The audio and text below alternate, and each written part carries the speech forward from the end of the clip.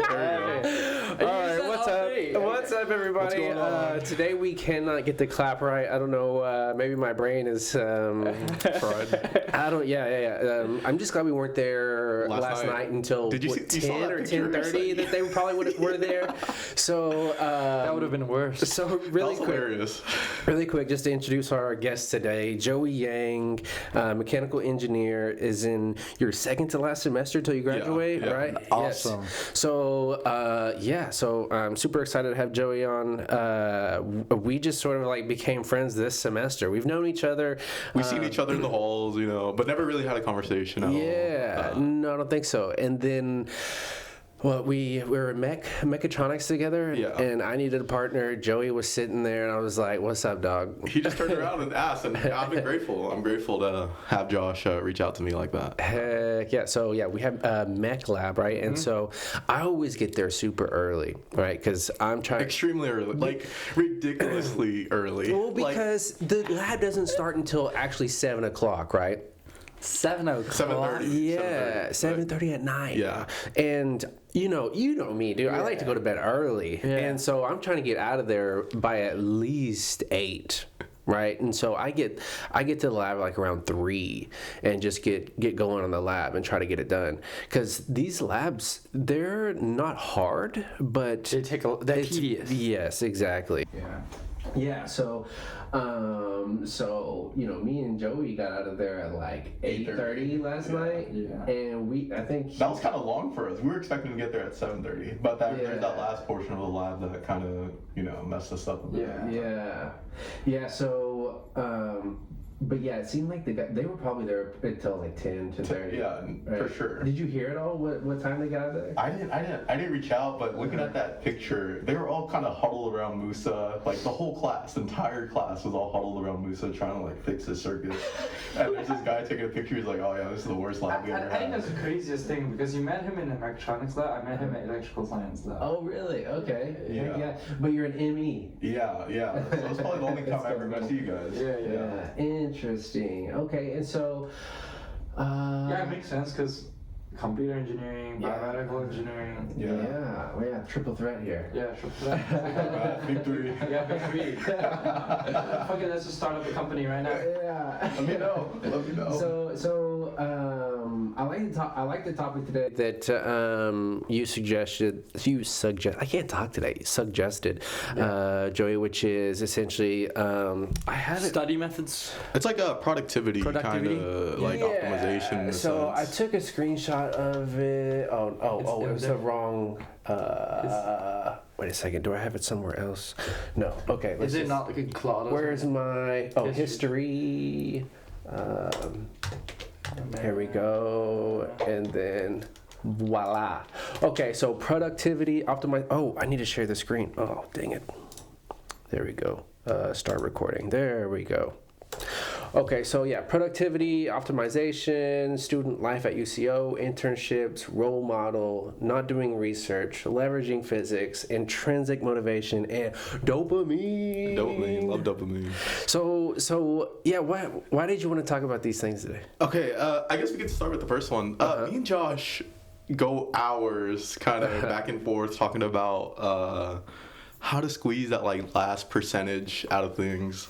How to get like just one step ahead of everyone else, and we constantly go back and forth. We constantly have these arguments over in Mech Lab, whether it's in text. Like we're constantly talking about it, and I just find it interesting because when I talk to Josh, it's clear to me that he's very deliberate in what he does on a day-to-day basis, just to give him that extra kind of edge in a sense. Even because he was like there like yesterday for Mech Lab, he was there at like 2 o'clock or something, and like people walked in around like 6:30, 7, and they're like, they look at our circuit and they're like, oh my god, like are you serious, like this is what we're gonna do? And part of me is just like, bro, but he was here since 2 o'clock. Like, this is him doing it at 2 o'clock. Like, you guys are going to be here till midnight. You know what I'm saying? I say the story because I want to highlight, like, dude, not everyone's like that. You know, like, was there anybody else in lab when you first got there? I'm sure, you know what I'm saying? Like, oh, actually, dude, Luis's friend. Moses? This is behind. Yeah, Moses. big guy? Moses was there. Okay. Yeah. See, he's on it. He's on. Yeah. But like, you're there every time though. Yeah. You know? Yeah. That was Moses' first time there. Yeah. You're there every time, and I want to highlight that because like you don't see that every day, and I think that's like I don't want to say like it attributes to like all your like where you're at right now, but I definitely want to say like I feel like it's a factor, you know. Yeah, to me it's a competition, and we've talked about this, right? Like I love competition. I grew up in competition, right? Soccer. Yeah, soccer, and my dad is very competitive. My parents are extremely competitive, but especially my dad, right? So I remember, here's a funny story, right? So I remember whenever I was a kid, and we would go outside and play, different kinds of sports. And one of the ones that I hated the most with my dad was playing catch, like the baseball, right? With the baseball and so because he would throw that thing as hard as he could at me. Yeah. Right. Like literally, I'm like 5 years old, and he is just pelting that thing at me, and I'm just trying to survive. Yeah, and he'll probably be like, "Catch it, bro! Don't dodge it, catch it, man!" Yeah. And then like we'd go to the park, right, and we'd get the baseball bat out, and he would just like. He'd be like, okay, go and catch this thing. So I'm like, maybe 20 yards away, right?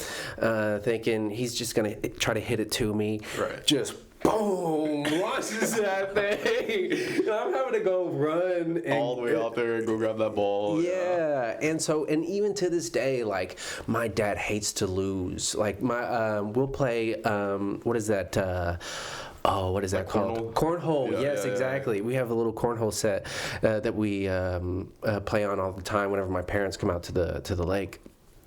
And you can just tell, like, he'll just be hanging out, chilling, having a good time.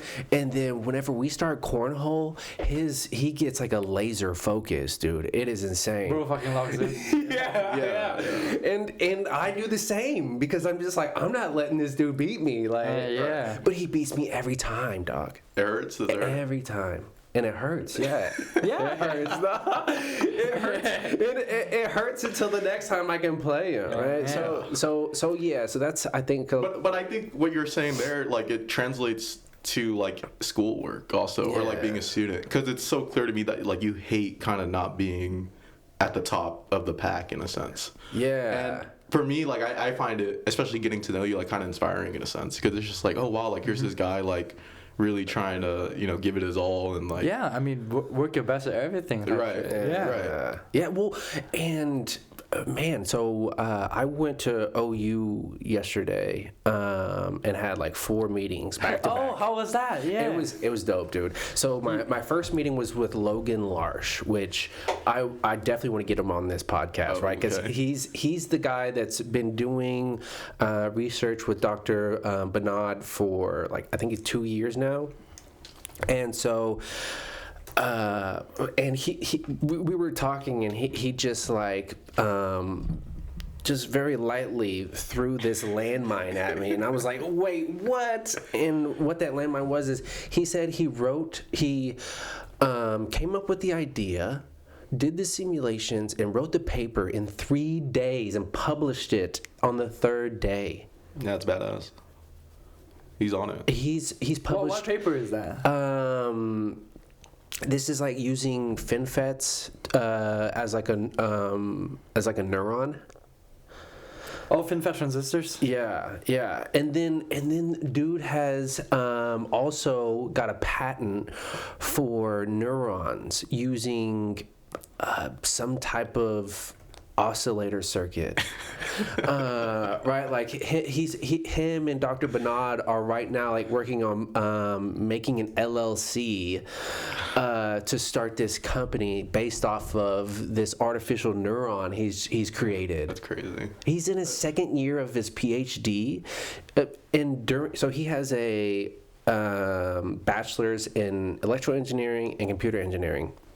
And he says, but before I came to OU, Bro, as a double major? yeah.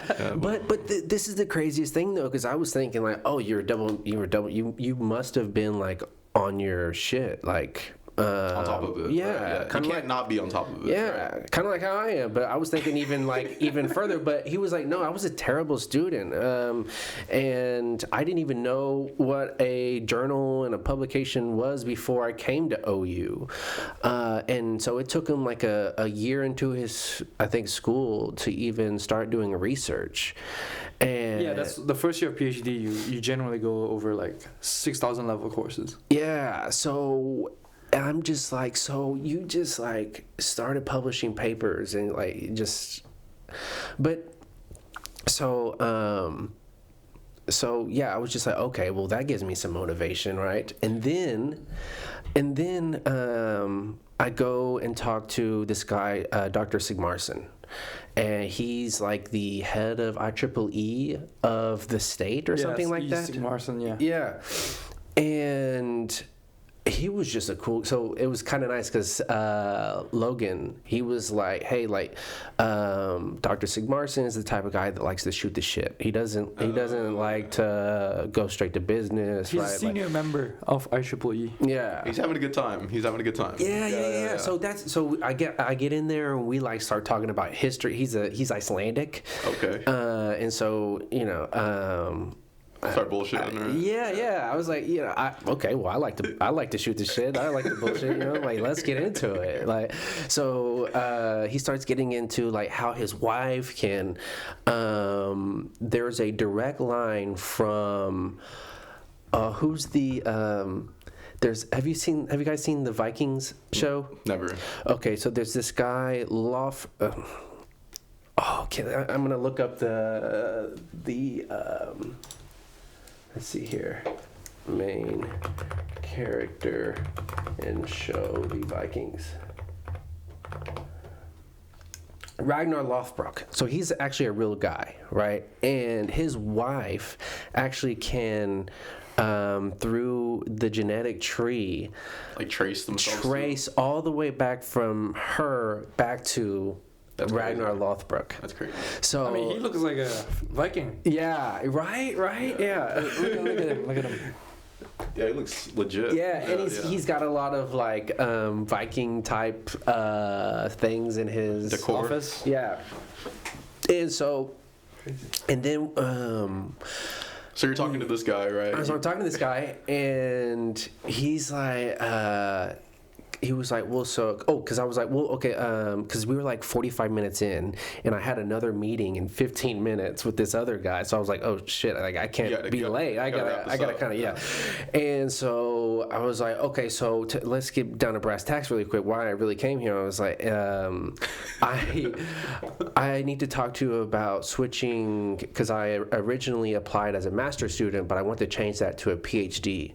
And he was like, okay, well, essentially about to say, why do you want to do that? And I just went into why. And I was like, because I want to do research for a living, right? And he was like, okay, that's awesome. He was like, but, he wasn't like talking like at me about this, but he was just saying like in general, like if you're wanting to do research for a living, you're a PhD student, you have to live and breathe your research. He's like, there's not a day I'm not on. Like every day I'm like thinking of new experiments. Like I'm like at the kitchen table thinking about what I can do in the lab the next day. Did that just get you going? I guess? Yeah, You're like, I was yes. like, okay, You're like, let's go. perfect. It's time to like turn up the heat, dog. So that's why that's why I went into the lab yesterday at super early, at 2 yeah. and was just like, okay, let's I'm here go. to do this. Yeah, Let's do this. Yeah, because it's like, because now I'm like, okay. And I haven't told you yet, but I got my admission letter to OU.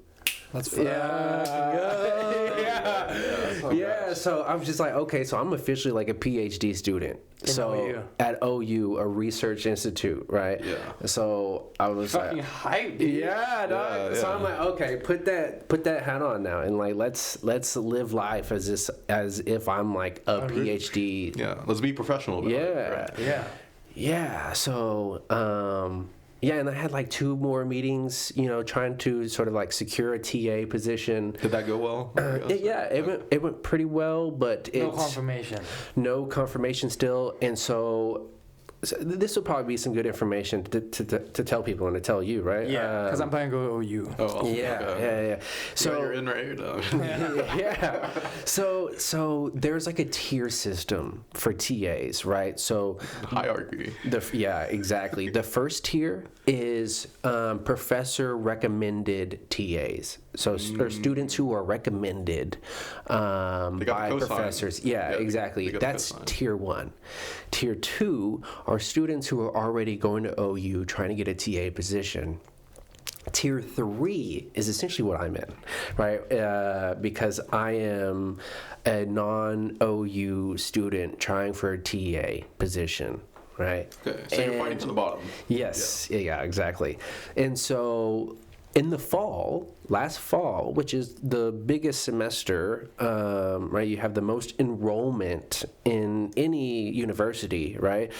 They didn't even get past the tier 1 TAs. Right, so after hiring all of the tier 1 TAs, they had no room. They had no more room to even go into tier 2 and hire anybody out of tier 2. Then you gotta fight your way up. Yes. Yeah. So what's your plan? My best plan right now is so Dr. Candizi, which was the second professor that I talked to. After I talked to Dr. Sigmarsson, and he apparently has some recommendations to give out. So I'm going to send him my resume, because also what happens is like, so Dr. Bernard, the guy who I want to do research under, he has already recommended 2 students, and you kind of have a limit there. So he doesn't have any recommendations to give for TA positions. So I'm sort of reliant now on Dr. Candizi to give you that recommendation. Yeah, exactly. So I've got to basically show, revise my resume a little bit to show that I'm essentially ready for this position. What is that? So is that just sending an email over? Is that bringing donuts and coffee over? What is that like? So I mean, it's really about however you want to go about it, right? Like, so he told me, send me your resume. It needs to specifically show that you're, proficient in these communication.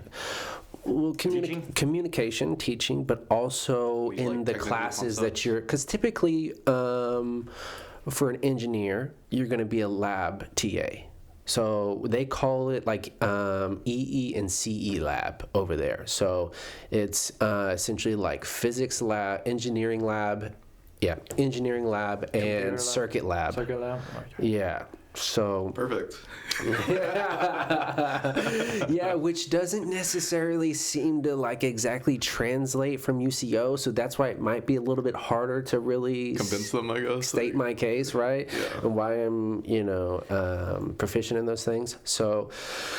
So essentially I've got to figure out, which is good about my admission, is now I can go in and look at all of the labs and see the classes and the criteria of the classes, the syllabuses and stuff. And like tailor your thing kind of. Yeah, exactly. Okay. Exactly. So and he was kind of an interesting guy, but he does... what is it? He does like personal research. He doesn't have any like RAs underneath him or anything at the moment, but his research is in basically, what are those things called? They're in the electrical systems, the electrical grids. They're like inverters. I think inverters. Resistors? I think it's inverters is the thing, and apparently like. Rectifiers or... I think it's inverters. I think it's inverters. And he was talking about like how... Is it DC to AC? I'm not honestly sure. Because he was talking about these things as like almost... You can look at them as like a double pendulum. And that's how hard they are to work with and like figure out the energy that's coming into them and things like that. Interesting. But so... just to give maybe some advice here, right? Yep. Is... I didn't... So I could have easily just gone into these offices and said exactly what I, was there for, and then got out of there. Right. Okay, I see where you're going. But at the same time, right, like you're there to make an impression. Yeah, build a relationship with Build a relationship. Yeah, that's what you're really there to do. Yeah, exactly. Yeah. So, some people are easier and harder to talk to, right? Like Dr. Sigmarsson, like we hit it off right away. Right.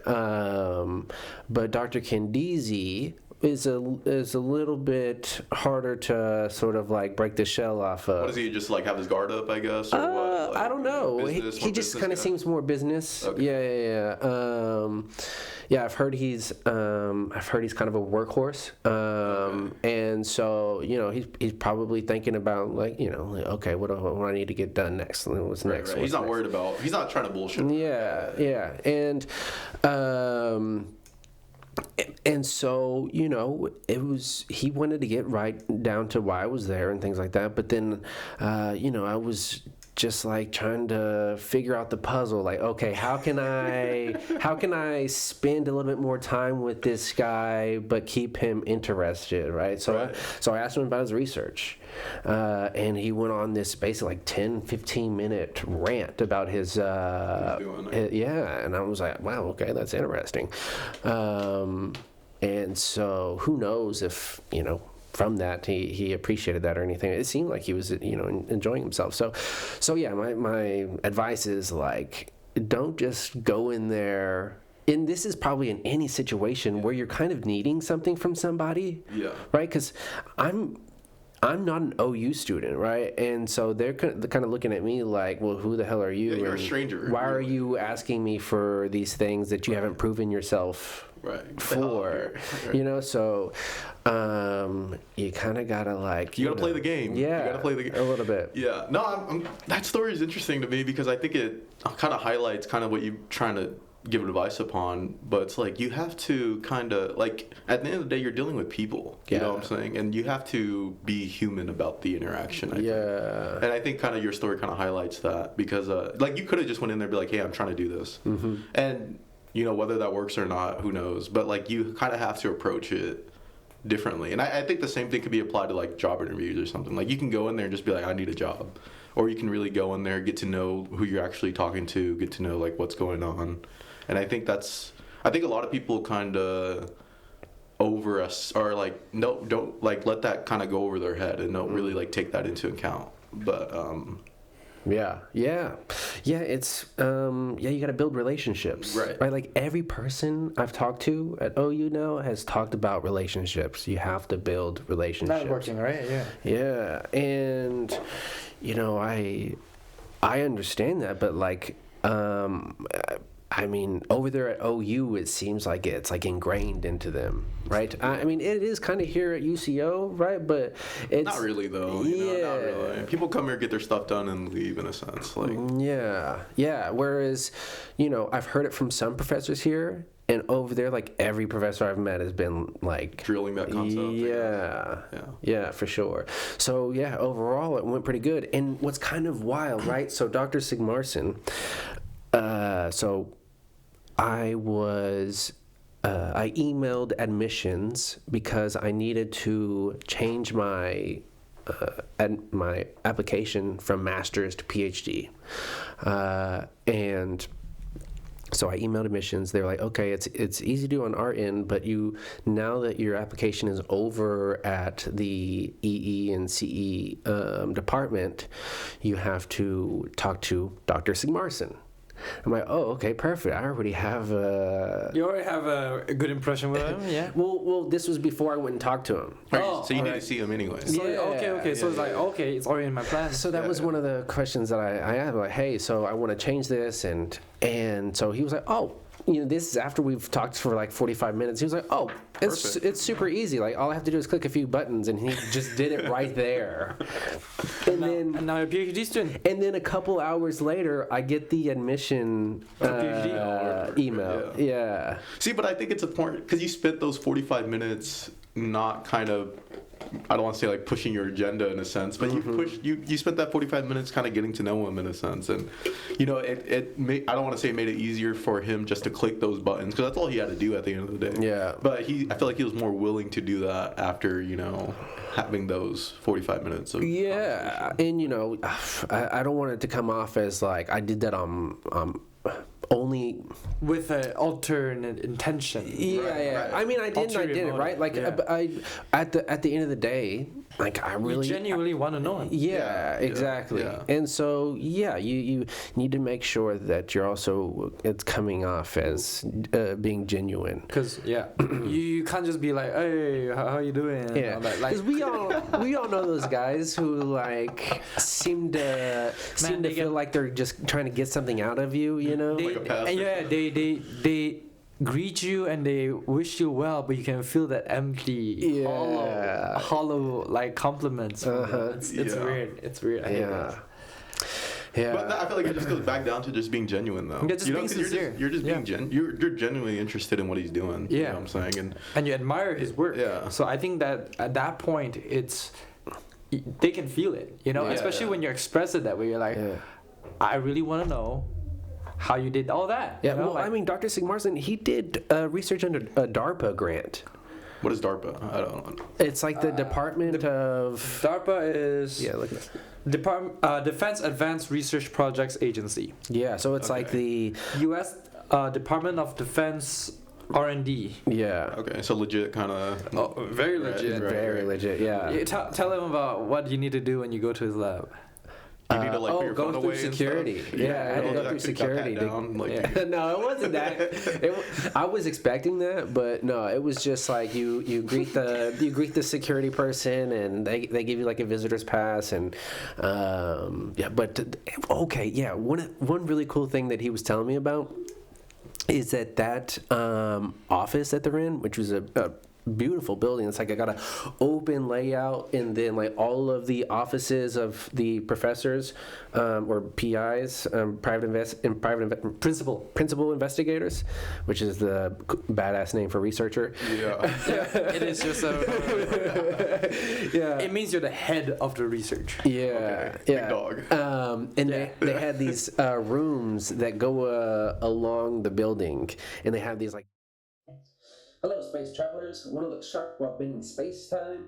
We've got brand new Physics Society t-shirts. The clean graphic tee is just $20, and if you want to drop some Einstein-level wisdom on the back with this quote, "I have no special talents. I'm only passionately curious," that one's only $25. Rep your curiosity, rep the cosmos, and support the Physics Society. Grab yours today before entropy takes over. Big sliding doors to Very get into dramatic, the I room. guess. Yeah. Yeah. But he said that he actually got to work with the architects to build the building. That's cool. Yeah. That's cool. Yeah. That's really Yeah. cool. So he was just like, He must have been there for a while then. I forget exactly. I forget exactly how long he's been there, but That building's probably beautiful then. oh, dude, it is. Yeah. And it's meant can to imagine. do that. You know? Yeah, you walk in. There's like a lot of like cubicle type areas, but they don't feel like cubicles. And then there's like this big round leather couch with like a chess set sitting there. And I'm like, this is the type of place I feel like I could work in. Like every work area that I've been in at OU, I've just like, I would love to work here. Yeah. Yeah, like That's how they get you, bro. yeah. Because I don't know if I sent you guys the pictures that I took of the Devon Energy Hall, which is No, you where. have not. Oh, okay. It's pretty legit. I think Can I you pull it up? Yeah, I put them on Discord. Let's see here. I wonder if I'm. Are you gonna dox yourself again? I don't care. Let's see here. Open Discord. Okay, no, let's see here. I think it's He doxes himself again. Discord. Let's see Yeah, here. don't show something you shouldn't. Let's see here. It's dual screen for a reason. Okay, here we go. So, by the way, Oh shit! Is this you? yeah. But Oh, is that a real background? You went camping Oh, or this right something? here? or Yeah. what? Oh no! That's a picture I found on Google. Okay. I was like, is that you? That shit. Okay. That's tough. So okay, yeah. So That's here's the tough. outside of Oh. Devon Energy Hall. Yeah. Here's the inside. Yeah. No, I saw that picture Okay. online. Okay. I just didn't know what you're referring to, but yeah. Okay. And then so right here, right? These are the offices. So like Dr. Bernard's office is up here on the 3rd floor, and on the other side, on the inside, if you can walk all the way through, and there's another door, and it leads into a big Like work balcony? area. Oh, work area. Okay. There is a nice balcony on the fourth or fifth floor. That you can look at the football stadium from. Oh, that's badass. Yeah. that's pretty badass. That's dope. Yeah. But yeah, so their labs, they can get right to their labs on the other side of their office. So there's like there's a main door, and then there's a door on the other side. And it's a sliding door, and it just goes right into like this big sort of work area where I'll probably have an office at. And So this is where you would be working if you got an RA position, I guess? Or is so yeah, okay, yeah. So I just applied for an RA position last night, right? Which is working in the SAML lab, which is the like additive manufacturing lab, and which is a pretty badass. They're 3D printing using metals, right? And so my research there would be using machine learning to analyze sensors in situ. Meaning, like, while things are being 3D printed, my job is to analyze the data coming from sensors while the thing's being 3D printed. What would you be analyzing? What data? Like how effective it's being laid down the metal or something? Yeah, like what's the temperature of What's the like nozzle velocity and all that stuff. Yeah, exactly. And so, looking for probably errors that are happening, right? Maybe defects. So you're trying to allow the 3D printer to correct itself live. That'd be cool. I don't know. I mean, because probably that's like, that's probably a little bit further down the road. But the initial is to just to be able to analyze it. Yeah. Because I would think that a lot of 3D printers, you know how like after you print it, it's like fucked up. You gotta reprint it again. Yeah. I feel like if it's able to correct itself, you will have less error. Yeah. Right, in real time, you're talking about. In real time. In real time. Yeah, no, that's. I'm gonna write that down. That sounds like a good idea. But give credit where credit is due. I got you, dog. In I your got thesis, you. be like, Yeah. Albert gave this idea to me on a podcast. Yeah. Elevator pitch. Yeah, that's how we'll get you over there, dog. Yeah. There we go. No, we did say like because I'm planning to go to OU's biomedical engineering lab, Right. or either medical physicist, one of the two. Yeah. But like, imagine if all of us end up in OU doing our PhD. That'd be dope. Yeah. Collab, bro. I don't see Collab. myself going to pursue like higher education. Yeah. Well, so But that's one of the topics we're talking about, right? Yeah. But Anjali is thinking about it, so Okay. it would She's smart. be She's so cool to have all of us there. And speaking of Anjali, she's coming on the April the 10th. Okay. Yeah, she wants Oh, to. She wants to I feel talk like she about. doesn't talk too much, so it'd be interesting to hear what she says. That will be. Yeah. If you get her going, like I've spent a lot of time with Anjali because we've gone to many conferences together. I noticed that when she's on the bus towards like a conference, she can talk about tons of things. Yeah, It's amazing. So it was. So the first conference that me and her went to was APS Dallas, and it's Dallas is like a 2.5 hour drive, 3 hours, something like that. And she talked the whole time, dog. Okay. And about like all interesting things, right? And so, we just nerded out the whole time we were there. Because we were, essentially whenever you go to a conference with somebody, you're with them the whole time. Yeah, you're living with them. Yeah. Essentially. That's awesome. And so, Anjali is. You get her talking. She knows a lot of interesting things for sure, and her research is very interesting. So it'll be interesting to talk to her about that. But she wants to talk about, like, animal physics. So like what was the topic? Physics of animal movement and the practical uses of it. Yeah, I've read a paper on that, actually. Yeah, so I think it's a very interesting topic, and I was like, okay, Anjali, because I know she's very interested in biology and animals. Is she and things like biomed also? No, engineering physics. Engineering physics. Okay. So, let's see, where was I? But yeah, no. So, speaking of my meetings at OU, it went great, and so far it's going pretty good. Oh, yeah. So, because I've been making these connections, right? Dr. Bernard. Right. Sorry, I just think this is a very huge learning like I feel like I've learned so much from this, and I just want to share it with you guys. No, this is the point of it. This is the point I wanted this. Right? Yeah, exactly. You just said connections. I just thought like central connection right there. So Dr. Bernard recommended me to go apply for this SAML lab, right? Because he doesn't have any RA positions at the moment. Recommendation, is that like the tier 1 thing, or no? Oh, yeah, kind of. But I'm not sure if RA is in the same sort of category though. Okay.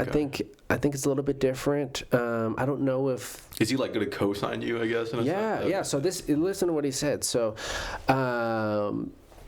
So I sent him an email yesterday after I talked to everybody, and I was like, hey, today was good. I went and talked to all these people like you told me to. It still seems like it's going to be really hard to get a TA position unless I get like a recommendation from you. But like I said, he doesn't have any recommendations to give. I was like, but in order to make sure that I can get my school paid for, I'm going to apply for the RA position that you suggested to me at SAML, because they're looking for PhD students. And we were actually, all of us were sent that email from Abby not too long ago about this SAML lab at OU and how they're looking for positions. Actually, let's just go ahead and pull it up. Well, here, let me go ahead and pull up the email, just so everybody can find it, maybe. Yeah, right here. This opportunity for PhD students we're hiring. Join the Sooner Advanced Manufacturing Lab. Yeah, they just built this like multi-million-dollar state-of-the-art state-of-the-art lab, right? It's funded by the Department of Defense or something like that. I'm close. I'm not even part of the students with background. Yeah, so Abby sent this to us February 12th, and I didn't even think anything of it, honestly. You're like, just another email. Yeah, so let's see here. Okay, but yeah, so he was like, okay, well, put in your, send them your resume, and I actually go talk to them tomorrow, so today. Saturday on Friday. Oh. No, well, so this was yesterday. Yeah. This was yesterday. So whenever later today. Yeah. What time you go in? I'm not going anywhere. He meets with the SAML people because his research is in machine learning, and they want his expertise on some of this stuff. So essentially, I'll be working under him on this project. It seems like. Okay. And so he was like, so I go talk to them tomorrow. So if you can get your resume in by then, I can bring it up to them. All right, I'll have it and talk to them about it. Yeah, exactly. Okay. So I'm like, okay. That's good. That sounds promising. Yeah. So that's why I told you last night. I'm like, I'm going home and putting, fixing my resume up and sending it Revising over. It. Yeah. Yeah. So exciting times we live in, huh?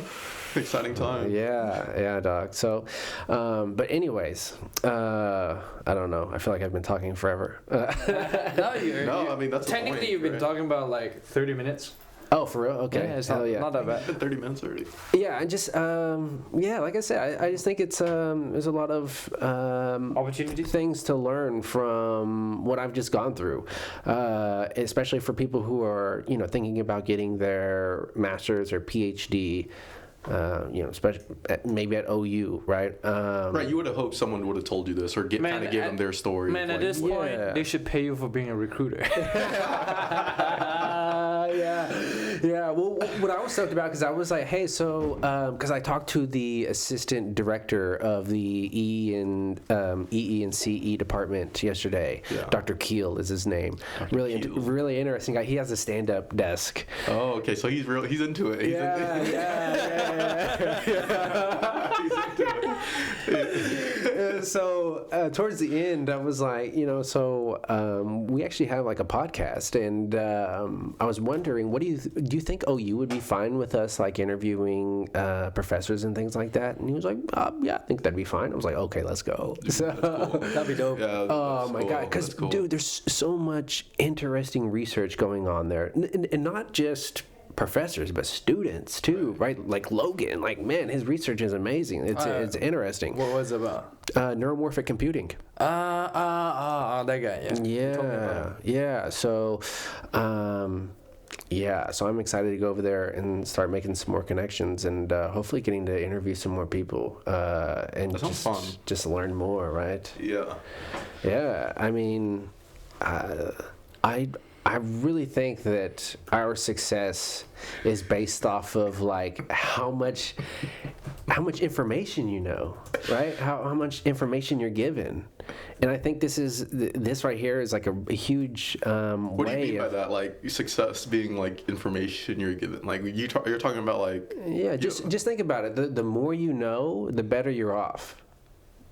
That makes sense. Yeah, that makes sense. Yeah. So, one of the quotes that I love, right, is innovation happens at the intersection of disciplines, right? So you can't just be narrow-minded and expect to, Have breakthroughs, create something interesting, right? I mean, yes, that has happened, right? But typically, when people make huge breakthroughs in innovation, it's because they're like multidisciplinary, right? And because they know this wide variety of they're able to draw different things from different kind of fields, I guess. Yeah, and at the same time, it helps to have some life experience too.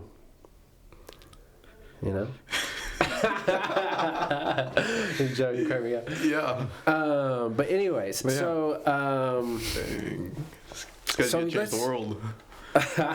Bro's gonna go somewhere. Yeah, bro. Hey, don't forget about me and Albert, bro. So definitely not, man. You guys are two of my favorite people. So. Well, we gotta remember startup.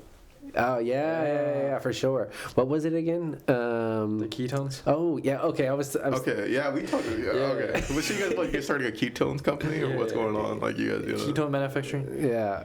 Because right now it's really expensive, so maybe we can find a more cheap way to do it. That'd be fun. To produce ketones. Yeah, ketones. Mm-hmm. I feel like that'd be easy way. Come on. Easy. It only. That'd be fun. Actually, it That'd was a DARPA research group that made ketones. Created ketones. Yeah. Okay. Yeah. Lightning in a ball. Yeah. Yeah. So okay. Did I talk about Teo coming on the 27th? Yeah, he told me. Okay. Well. Teo's back on? Okay, yeah. So I just wanted to give a couple updates. So Teo's coming back on the 27th. We got Anjali coming. We got Teo coming. Yeah. We got Benjabber coming, right? No.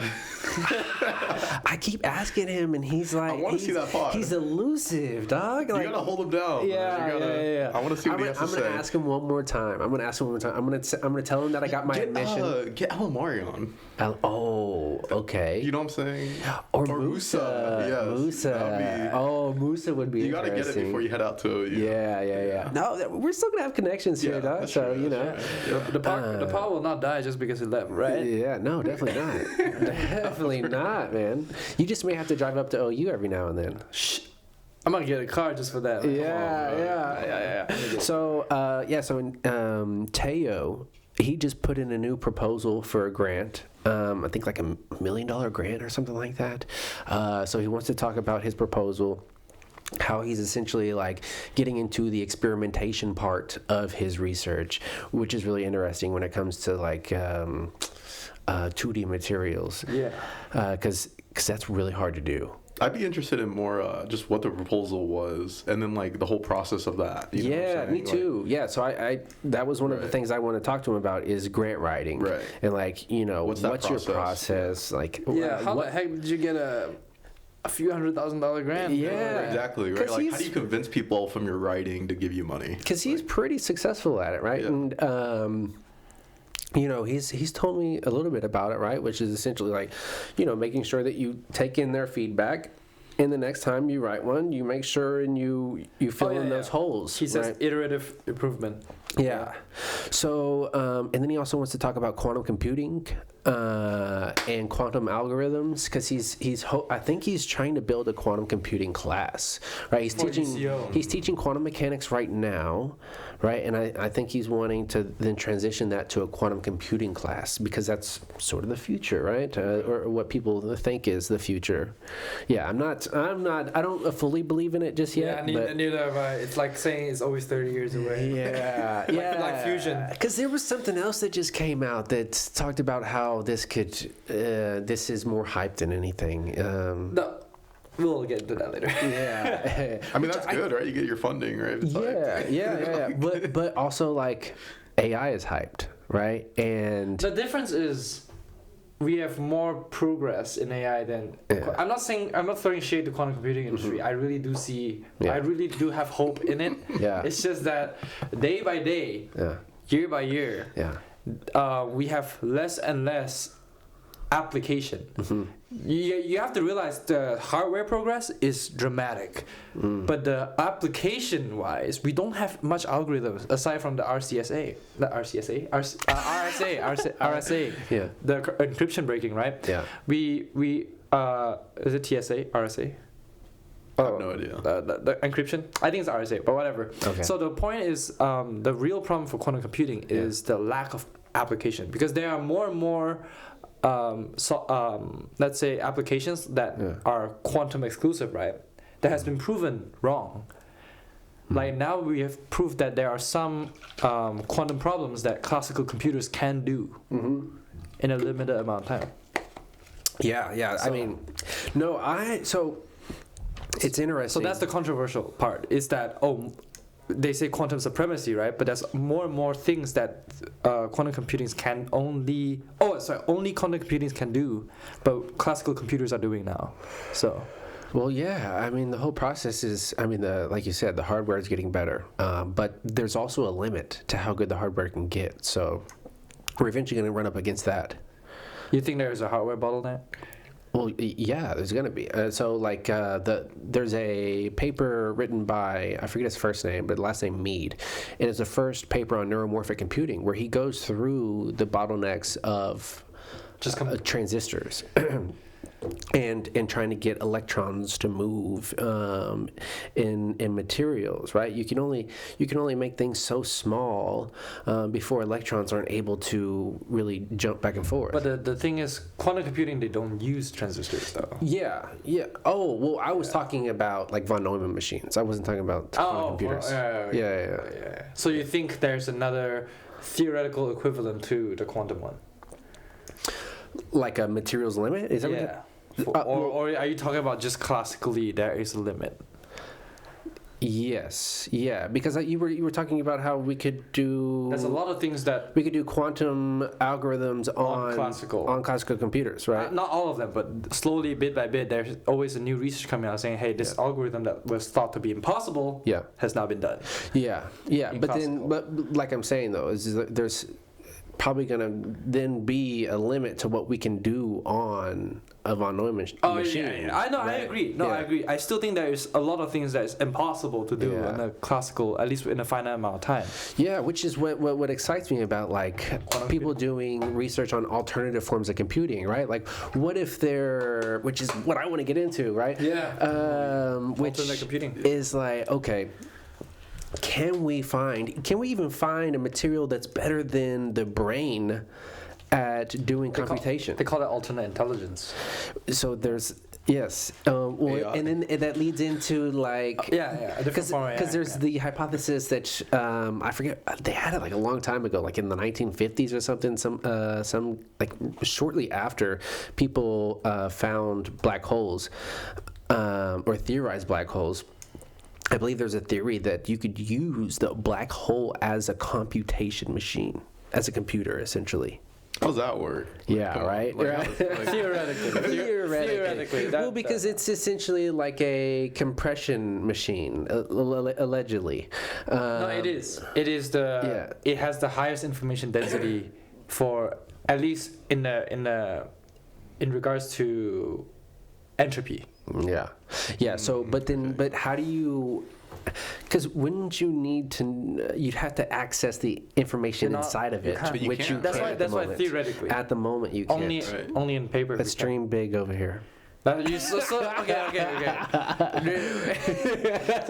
But okay, so if you, my real question would be, are we trying to create alternate compute to just compute like non-classical problems, or are we trying to make like intelligence? What's the goal here? Oh, I see what you're saying. So, because for example, quantum computing, they're using quantum computing to solve intractable problems for classical computing. Yeah. And then you have neuromorphic computing that is for specifically AI. Yeah. So what sorts of alternate computing are you looking at? Oh, for you personally, like, what are you trying? Oh, I see what you're saying. What are you trying to get into? Because they're niche problems. You know, it's like the GPU is made for something, TPU is made for something, NPU is made for something, quantum processing units for something. Well, I think they're all niche. Well, like, so for instance, like the Ising model, right? The stochastic computers, which is essentially you can use the Ising model to map a neural network, right? You want to use that? And so then, if you were to actually build a neural network, right, with actual materials, right, and not just in algorithms, then analog. So like thermodynamic computing, right? But instead of thermodynamics, use like neurons, right? Yeah. To run simulations. Yeah. So to better understand the universe. Yeah. But at the same time, like I don't know. That's kind of like just off the top of my head. I haven't really thought about that question, honestly. Yeah, because I mean, right now, I think the biggest bottleneck is our medium for computing AI. Right now, everyone's just cramming brute force, right? More compute. No one's changing the paradigm. I guess really, no. Here's the goal, right? And here's the goal that's been set out for neuromorphic computing in the beginning, which was to make it as efficient as the brain, right? So that you can compute things as efficiently as the brain, right? So you can essentially run these large language models for a lot cheaper, right? Using a lot less energy, using a lot less water and resources, and maybe we'll have a lot less wars that way. Who knows? Wow. Yeah. Well, let's not get into that. Okay, I just have a curiosity real quick. Can you pull up the topic that we're like talking? Yeah. Okay. What do you mean by role model? I guess the reason I put that on there is from the outside looking in. When I look at you, Josh and Albert, I'm not saying like comparing myself to you guys, but I feel like you guys are like not like a role model student, but you guys are kind of like the role model student in a sense. Like you, like for Josh, for example, like you get there early, you put in 110%.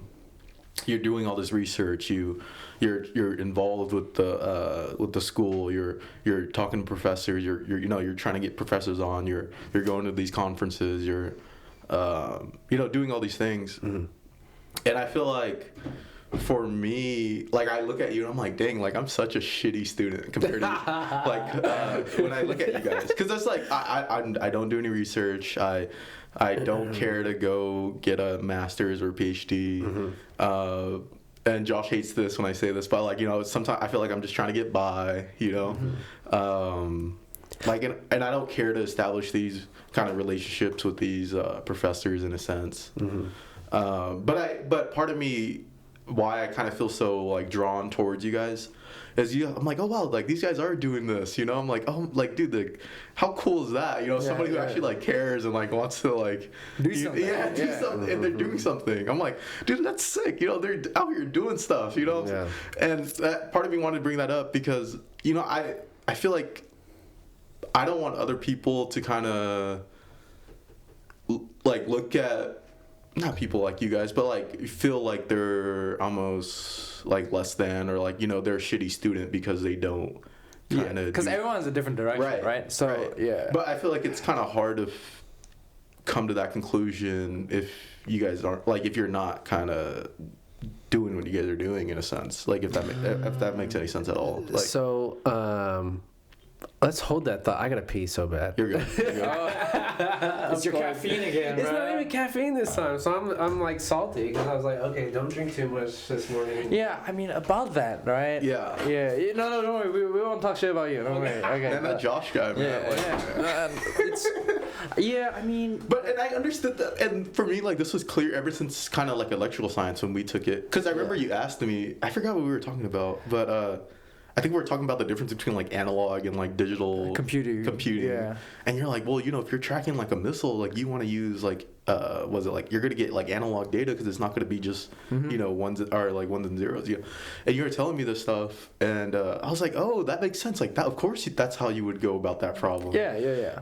But and then you're like, oh yeah, like what do you want to do? Like you're doing this, and I'm like, damn, I don't even know what I want to. I'm just here. Yeah, I remember talking to you about like why I want to be in computer engineering, like because I want to explore like what Josh is doing, alternate compute. Right. But I want to apply that more towards medical field. That's why I joined biomedical engineering. Right. That's why you switched. Yeah, but I don't know. I feel like everyone has to. Like different directions in life, and I don't really think everyone should. I just feel like people should try, and then like try research and be like, oh, if it's not for you, it's not for you, type thing. Right. So, like, but what's the line between like it's not for you and oh, you're not trying hard enough? For me, it's, have you gotten into it yet? If you tried it, if you actually gotten into it, right, and like. Try a mentor or two, right? That's what I consider you got into it. Cause again, you might not always go into research and be like, oh, I got a perfect mentor on the first try. Most of the time, I hear a lot from alumni. They're like, oh, my mentor, my first few mentors are not good because they don't click. That's not the research they want to do. And then they found the one they want to do, and they went for it almost the entire life. And for some others is they tried a few mentors and they just like, I just don't think the research thing is for me. And then they go straight into industry, and they are contributing in their own ways. They are spearheading R&D research, or what they call translational research, which is research that goes directly into production, that can straight become a product that you can just sell, that you can start. That's also contribution. Or some like prefer to manage research. So they are like CFO, CTO, they are like, or CEO. They're managing an organization that does research, So in my opinion, everyone has their own role, and you don't have to go into research because there's so many ways to contribute. Just recently, we went to Oklahoma Research Day. There's this speaker, I forgot her name. I'm so sorry, but like she's known as Raven, the Science Maven or something. That's her nickname. Okay. And she gave a talk about like how there's so many ways you can contribute to the scientific community. Some are called the spark. You just need to have one good conversation with another person about why you're doing science and what's the value of it, and you might just inspire someone because it's that spark. Or you can be a scientific communicator, like a teacher, professor, or like Veritasium, a YouTuber, or like us doing a podcast, right? Scientific communicator, or you can do a researcher, right? So or all three. So it's up to you. You can contribute, or you can be in industry. And in industry, you're actually making access of a technology to people, right? Because you're selling a product, and that product is a technology. Right. You're making it easier access for other people, allows them to, hey, this can be improved. Some other people will be like, okay, this can be improved, I will work on it. So you make someone else do research. So it's, to me, research is such a broad term. You can contribute to the scientific community in so many ways. I mean, just figuring out how to do plumbing is doing research, right? Yeah. I mean, that's actually a bigger problem than you think, actually. To me, research is gets way overblown, right? To me, research is just like you searching for information. You right? wanting to know more. So that you can use it in your everyday life, right? Me and Albert use that information a little bit differently, right? We're actually trying to push the boundaries of science, right? Make that incremental progress. Some people are just trying to figure out a better way to get more money. Get more money, which is live a comfortable life. Well, we can talk about that here in a little bit. But or just find a better way to hook up, I don't know, their stereo system, right. or whatever. I see where you're going. Yeah, right. So it all just depends on what your interests are, right? But I think that as humans, there's something intrinsic about how we go about finding information and the response we get from it. And I really think that I like how we're actually naturally going through all this. Yeah. Well, I was looking at it, I was like, wait, we just went over it. That's why I love this topic, because it all sort of touches everything. Yeah. So I believe, right, and we can go through some papers that I pulled up. Well, I've actually we don't have to go through the papers. I actually condensed them down. So, but it backs up what I'm about to say, right? That what I think is that our dopamine circuits have been hijacked by social media, and so instead of the having to search for dopamine, right? Which is essentially what we're doing, right? As humans, right? We're searching for that next hit. Hit of dopamine, right? And we can get that in so many ways, right? But what the phone does, right, and what social media does on your phone, is it allows that dopamine to be right there. Yeah, it gives it to you right away. Right away. Yeah, you don't have to go searching for it. Right. It's right there, right?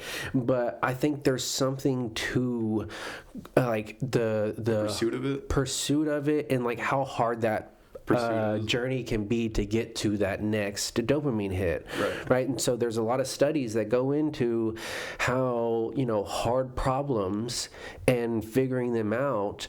And sometimes they take you a long time. Can then rewire your brain and your dopamine response in a way that makes that the thing that you go searching for again. Right. It lets you kind of endure that treacherous path to seeking that dopamine hit. Yeah. I think about it the same, even in Mech Lab last night, how we were there and we couldn't figure out that last portion of the lab.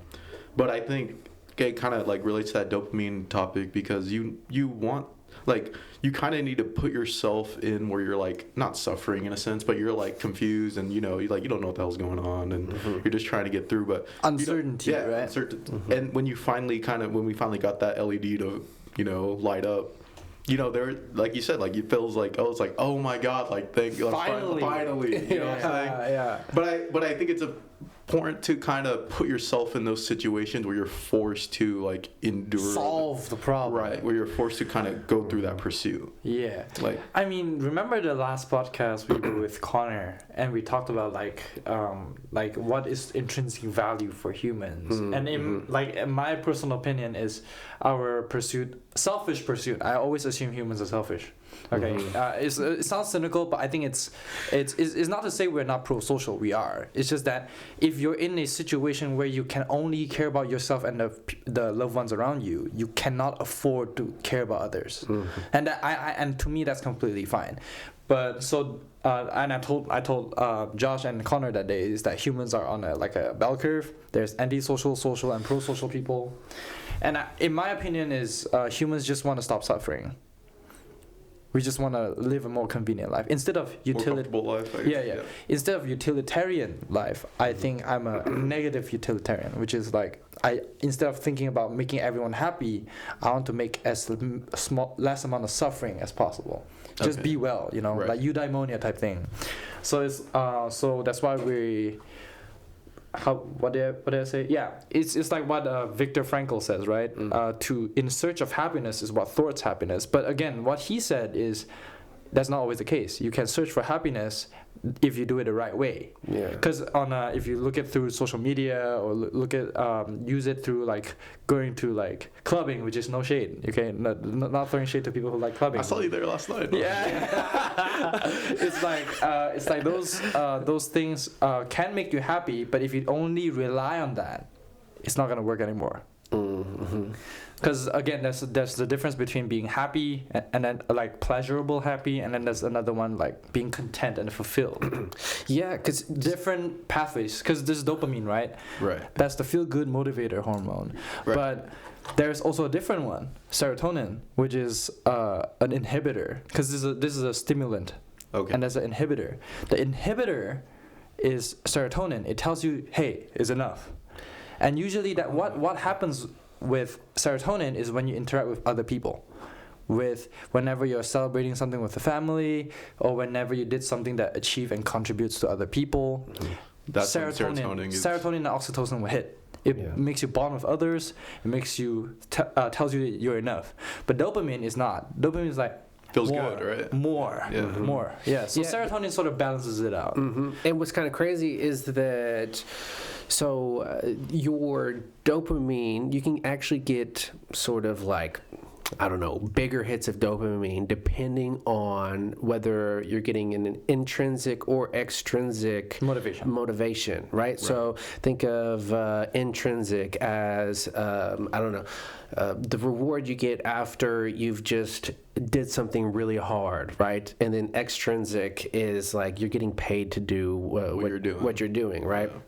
And so what this paper was showing is that basically paying people can undermine the intrinsic interest. So the task internal success signals stop hitting the dopamine system as strongly when you've been conditioned to expect external rewards. Right. And then but then when participants can choose the task versus being assigned it, this better predicts for performance. No, and honestly, that's I'm glad you said that, because it kind of relates to why I even wrote this topic. Is because when I look at both of you guys, it's clear to me that you guys are like intrinsically motivated to like for you guys to even do what you guys are doing. And I feel like, you know, a lot of people going into engineering, and for myself, I was very externally motivated, and I felt like in a sense that did not mess up my dopamine circuit, but it kind of changed the way I kind of approached the like being an engineer or going to school.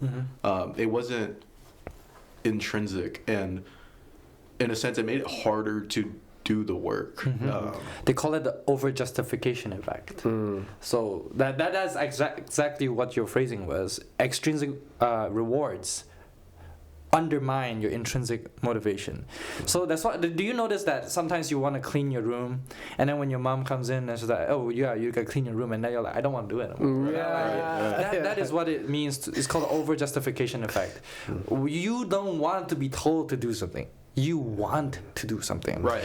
That's when play becomes work. If you're doing something for the love of the game, it doesn't feel like work. But if someone tells you to do it, it is work. If it's expected of you from externally, right, it's work. And that may be why I almost feel like jealous of you guys, because I'm like, I could so clearly to me like you guys are just playing around. You guys are having a good time while you guys are like, you know, doing your research, studying, or like, you know, going to classes and stuff. And I'm like, you know, there's something to that. You know, like they're performing well, they're having a good time, and they're also like they're choosing to do this. And well, so I think it's because of information, right? So I've ingested the information that, okay, doing hard things is good for you, and that's where you get the most dopamine from. That's where you get the most sensation of reward from.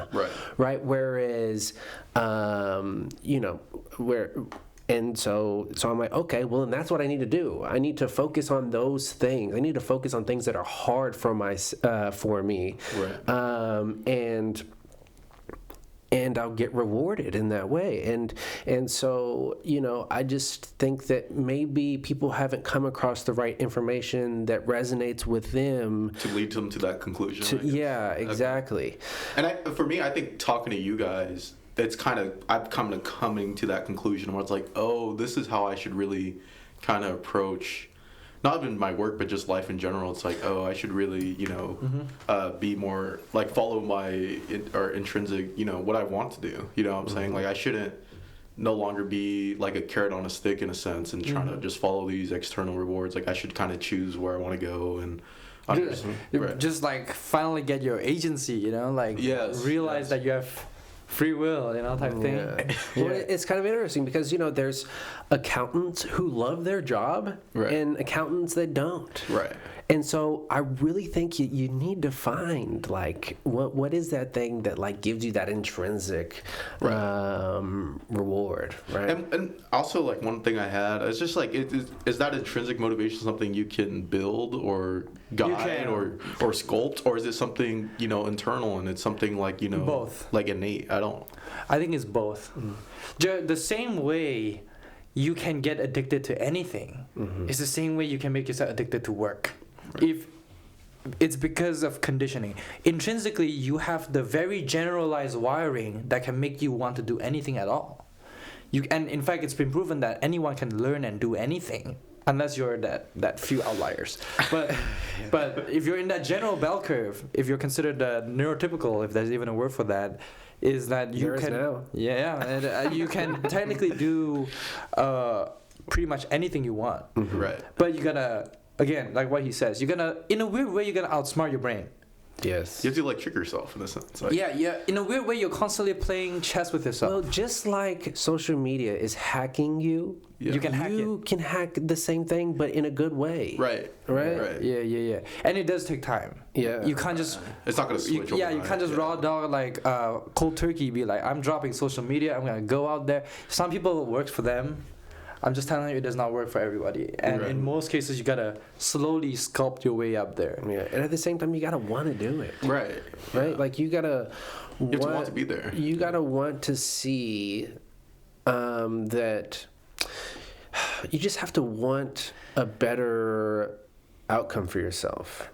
And if I'm being very honest, that is enough. Because, like, because, for example, like... I remember when I was just a few years ago, actually, there was something going on with my relationship back then, but we don't talk about that. But basically, I was in such a rut. My grades were crashing. I was failing semesters, like, straight back to back. And I was like, damn. I would be in class and I could not focus at all. I would be scrolling through my phone type thing. And then I realized that, wow, I gotta start locking in, otherwise I'm dropping out of school. I cannot fund more. My parents are not gonna help fund failures, like failure semesters, right? So and eventually they'll kick you out. Yeah, eventually the school's gonna kick me out. And I have a dream, right? I have a dream. I need to get there. I'm not gonna die before that. And then it's weird because in a weird way at the time I was doing it out of spite. I was like doing it out of like, I don't think I can, so I'm gonna do it because I think I can't. Like, you want to prove somebody wrong? No, I'm gonna prove myself wrong. Oh, okay. Yeah, so it's a weird way. It's a weird thing to say, but eventually, it becomes like I just want to do it. At first, it would be out of spite, or it could be out of anything. It could be out of curiosity. Can I do this? Or that thing looks interesting. I want to pursue that. It could be any. This is called intrinsic motivation. It could be any of these. And then, when you get there, you just want to do it. Like this semester and last semester is just, I just want to do it. It just feels. That's why momentum is so important, because once you build a momentum, I don't need the spite anymore. I don't need to prove myself like I have to do it. I don't have to think about that anymore. You want to do it. Because it becomes a habit sort of thing. I love the saying that, like, nothing worth attaining is easy to get, right? And so if you know that, right, and I think really everybody knows that, right? That that things that come easy are sometimes not the things you really should be searching for, right? And I think for some reason I have this like a weird sense that like that's just a gut feeling, right? And so if you can convince yourself of that, right, that okay, something that I really want is going to be hard to get, well then you say, okay, well then what are the good habits that I need to create in order to get there, right? And you just realize, okay, that's going to be a process. This is going to be a whole process, and if I just make sure that I'm like taking those steps and making goals for myself to get to where I want to be, like if I just keep following those things, I'll eventually get there, right? Depending on what things happen throughout your life, that may change the trajectory and like how long it takes to get there, right? But so here's a good example, right? Whenever I went to college the first time, right, I wanted to be a professional soccer player, right? But I really had no like actual ways to get there. I just thought that it was just going to happen for me, right? I didn't have a plan, right? And I ended up dropping out of school, and that dream kind of faded away, right? But now what my dream is to become a researcher, right? But now I have like an actual plan, right? And I know it's going to be really hard, right? Like every time I talk to people about becoming this researcher, especially with researchers, they talk about like how hard it really is. And I'm just like, and every time they tell me how hard it is, I just get a dopamine hit. I'm like, let's go. Like good. So, I mean, that goes back to like our talk about intrinsic motivation, right? Because if you are... when you're the reason why it's called intrinsic is that you determine it yourself. That's actually a theory called self-determination theory that says that we have a need for autonomy. We like the idea that we are in control of our own lives. So the realization that I'm just being driven by external cues kind of bothers us. Like we're sort of like what you said, carrot on the stick. Yeah. So we're trying to get rid of that, and that desire to get rid of that is intrinsic. Right. So at that point, you saying that I see you guys doing that. That at first that's external pressure, but then you're like, but I want to do something. I want to make my life better. I want to get somewhere. That's already intrinsic, because that has nothing to do. And with the craziest part about that is research backs that, right? Like there's actual research and scientific studies that show that is true. That like if you have autonomy of what you're doing, you are just going to enjoy it more. You're going to get more out of it. Right? And so my thing is like, okay, well, people are like, trust the science. But like, you don't trust the science whenever it comes to your actual mental health. Like, and whenever it comes to like actually doing the steps to become what it is you really want to do. Like, trust that science then also, right? Trust the science that shows that like if you do the hard things, you're gonna get the most enjoyment from that. Right, the best feeling out of it. Yeah. And there's also like self-fulfilling prophecy, right? Which is a real psychological phenomenon, which is they've proven that in both kids and teenagers, even adults, if the kid expect themselves to be bad looking, they're more often than not be bad looking because they don't work on themselves. Like self-image. Yeah, self-image type thing. If they start realizing that, hey, I actually don't look that bad, and they have that intrinsic like confidence, right? They started working harder on their outlook because they're more confident. They approach people more often, and that makes them more charismatic, more attractive, and hence fulfilling the prophecy. Right. Is it? I just forgot to plug it in, but it's still going? it's still live. Okay. The panic I saw in his eyes for a split second, I was like, wait, what happened? Oh my gosh, dude! Sorry for No, you made me thought there was like a bomb squad because the panic in your eyes made me like. He started ducking down. Yeah, I was like. I look back at the camera just to like, because I was like, okay, maybe I should go check and make sure that it's still recording. And then I look, and there's the charger's not connected to it. So I'm like, oh no! 'Cause we've had that happen before, where it died on us and we lost a bunch of video. Yeah, bro gave me the adrenaline rush. I was like, was there a sniper? I gotta get down, like. Fight or flight. Yeah, fight or flight just kicked in because he looks. I never seen him so terrified. Yeah. Well, that means he cares, though. Right? He cares. Yeah, that means he cares.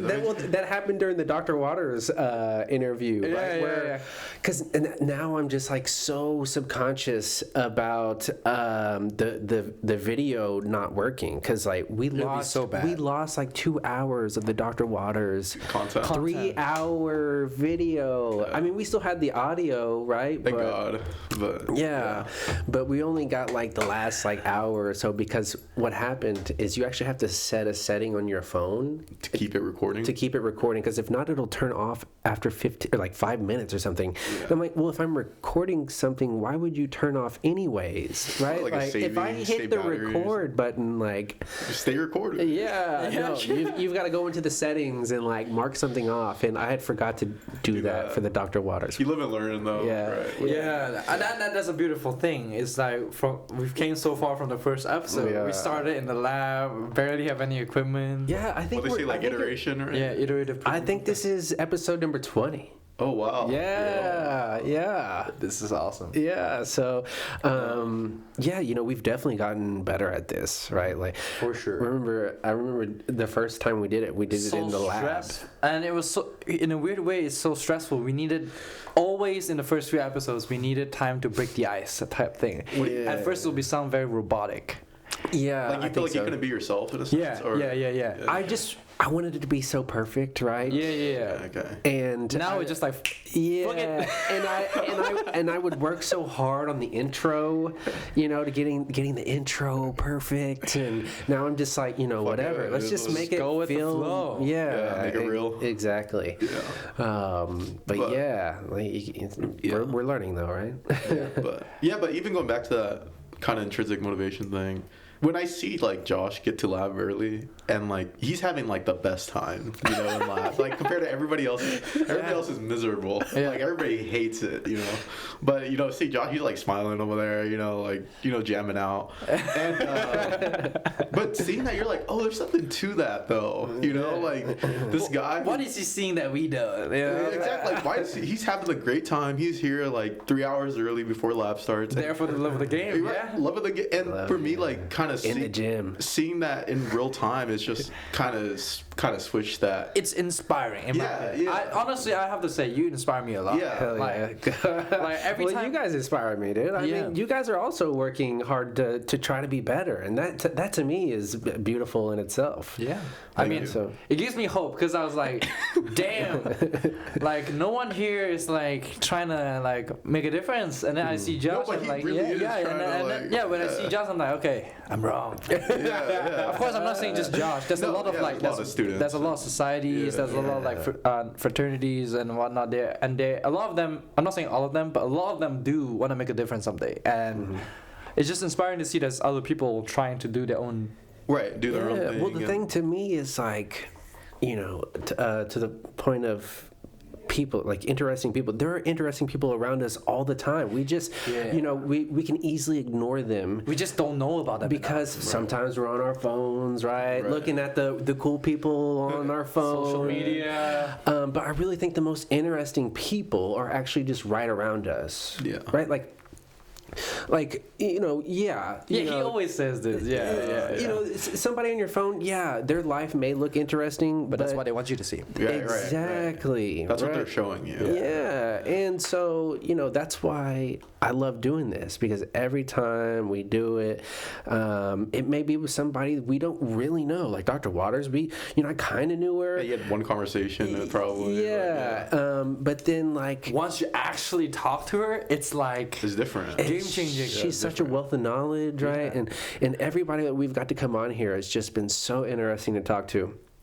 And so I'm just under the impression that we, maybe not everybody you reach out to is going to be interesting to you, right?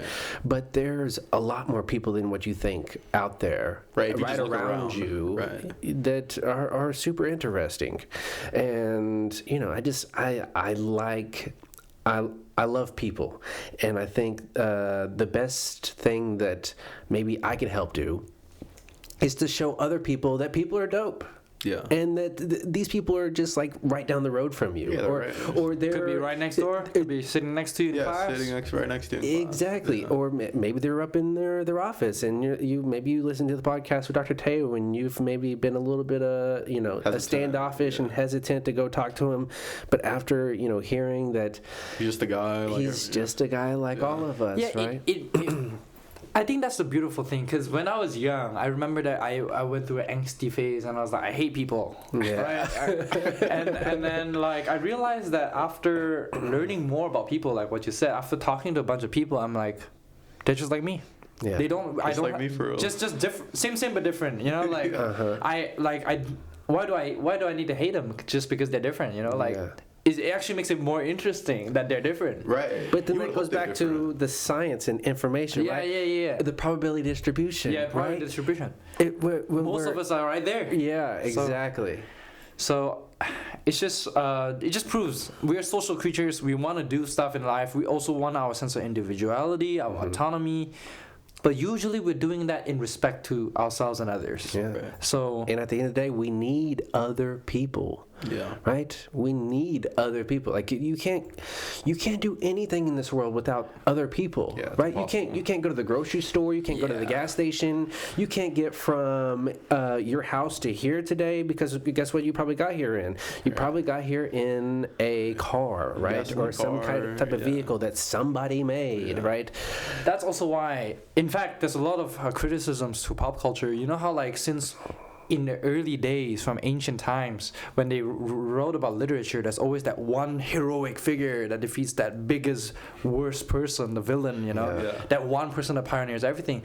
And that's also why historically, I'm not saying there isn't, there's a lot of great people that are lone warriors, right?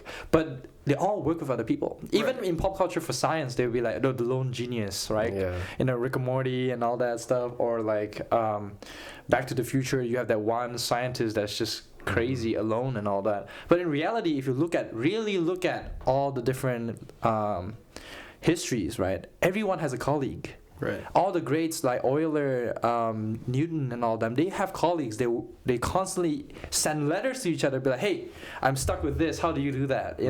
But you need that different perspective, Exactly. And even for example, people who revolutionize things politically, civil rights movements and all that, or even Black Lives Matter, Martin Luther King, right? He had a lot of people working with him. Yeah. Right. He may be the spearhead, the leader, but he has a lot of people working. Yeah, he didn't do everything. So, you need that sense of community. That's why. That's how we work as a social species. You cannot work on something alone. You could. It's too much work, though. It's too much. Today, it's probably too much work. Back in the day, maybe once in a while you can have that one in a million. But right now, no, I can't. But that's what I love about science, right? Is because to me, it's almost like the ultimate intrinsic. Well, I wouldn't say ultimate. If it's ultimate, everyone would have done it. Well, that's why I say to me, right? Yeah, to me too. To me too. Because it's like, okay, what are we doing, right? We're essentially trying to further the understanding of the universe around us, right? And we're all just trying to do our little part, right? And so, there's just something to that, right? We're not. A lot of researchers are not extrinsically motivated by science. They're intrinsically motivated, right? Not saying that finance is bad, but I just don't think that. I don't know. Just for me, I could never. be a finance guy because you're trying to help people get more money. You're trying to get other people more extrinsic motivation. That's the interesting thing. There is a idea in social science, in economics and sociology. They call it micromotives. There are people in supermarkets, right? They just like organizing stuff in the supermarket, and you ask them like, hey, well, what do you like about your job? I just like organizing, and like seriously, there are people like that, and they willing to do that their entire lives. Yeah, they want to do that. They want to do that. So it's that's why they call it micromotives, is because there's just some niches in your life that you just like to do. There's like for some people like organizing is very satisfying. For some people, learning new bits of information satisfying. Some people is talking to other people satisfying, and it could be a combination of all of them. Yeah. And that is the micromotive. And I think intrinsic motivation is a combination of multiple different micromotives. You put it together, then you have intrinsic motivation. So Joey, let's hear it. What do you really enjoy doing? Yeah. I guess I don't really have an answer to that question. Like I think I'm still learning that in a sense. And part of me thinks like, do you ever really know that? Like, is that just a pursuit that you keep trying to, like, you keep doing things until you try to find that thing? And do you ever find that thing really? Or like, I don't really know. Well, I mean, like, what is, like, you can tell by what I enjoy doing by just my YouTube feed. Same. And my X feed, right? It's all like AI research and like neuroscience and philosophy, right? So like, a lot of the channels you watch is on. So like, what's your a lot of my YouTube feed right now is like basketball stuff. Okay, like I've really got into basketball. It's fun. I love to go playing, but like I like to do it and I go do it, but it's just like okay, like. Yeah, I know what you mean. I mean, I love watching basketball too, but it's like one of those things that I mean, I'm like a 5'9" white guy. Exactly. Like, am I gonna be in the NBA? Like, nah. Like, I can go enjoy games. I can, play, pick up, but it's just like, it's, like I don't know. I think part of I don't know. I don't know if you ever like truly find it. Like, is that? I think maybe I'm in denial, or maybe I'm like not. It did take me a while. I mean, he seemed like he was just born with this thing. Like there's out of the room. I have glasses, but like, well, actually, but it took me like 27 years. Well, actually, it took me longer than that because I didn't really realize that I wanted to do research until maybe the last 2 years. Right. And that was whenever I was 32. Right. Right. And you were just wandering before that. How I understand it. Right. Yeah. Basically. And I feel like right now I'm kind of in that phase where I'm just kind of wandering through things. Like if I'm wandering through this engineering degree, I'm glad that like at the end of this I'll have that education in my back pocket. You know what I'm saying? But I don't know whether that's like what I truly want to do or. But also at the same time, I think there's something now. I don't believe in adults. I don't believe there's such thing as an adult. I don't believe in growing up. I only believe in growing old. But I would say that there is a little bit of growing up to do though, right? Like, okay. What do you mean by that? I can see what I mean by that is you do need discipline in your life. Yes. Right. And you do eventually need to figure out how you're going to pay your bills. Right. You need to make difficult choices eventually. And to me, when you start thinking about those things, you're like, okay, well, what is the thing that I want to do that I'm going to enjoy the most? While being able to feed myself. Yeah. Now, not everybody has that ability, right? Not everybody has that privilege to be able to ask themselves that question. But if you have that privilege, fucking run with it, dude. Like, and figure that out, right? Like, I don't know what your situation is, but you're going to school for an engineer. At the end of the day, you're gonna be an engineer. You're gonna be able to be paid well, right? So maybe you don't know what you want to be now, but you're gonna have the money and the resources to be able to like actually figure that out. Right.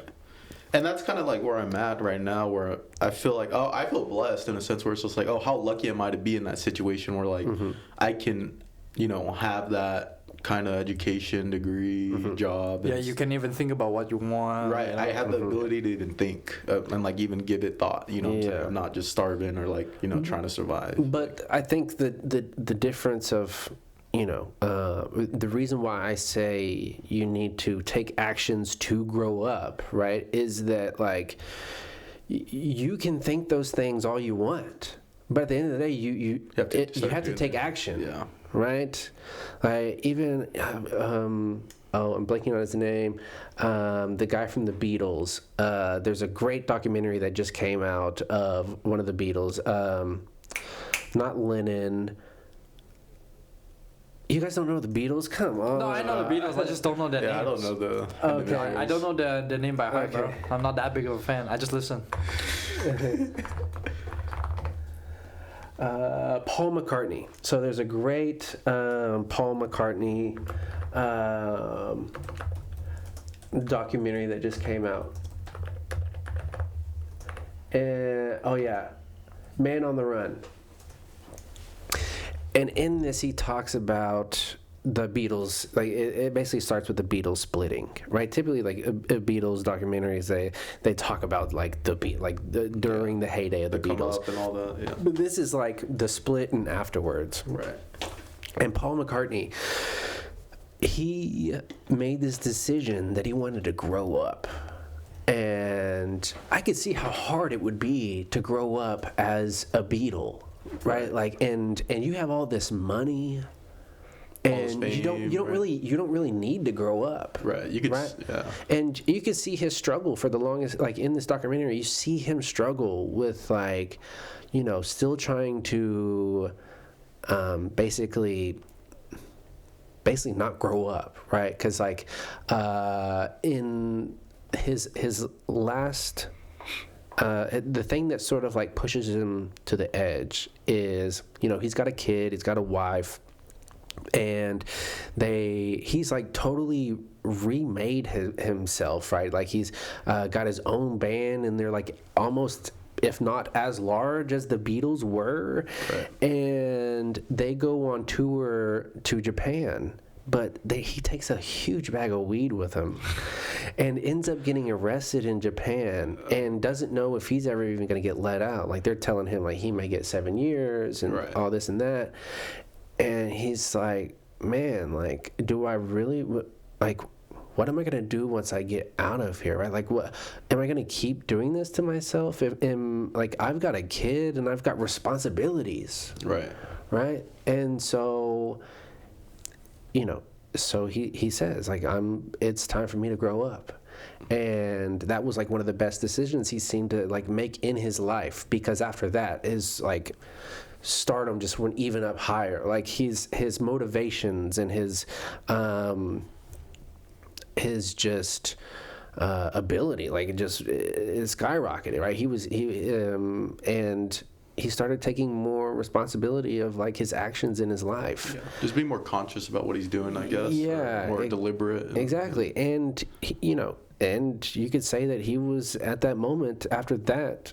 Making that decision was the most successful he's ever been in his life, not just in his, fame, popular life, but also in his actual life, right? He started to enjoy, his kid and his family more, right? He started to enjoy the little things more and things like that. So that's what I mean by like growing up, just not just thinking about it, but like taking the actions to follow your dreams.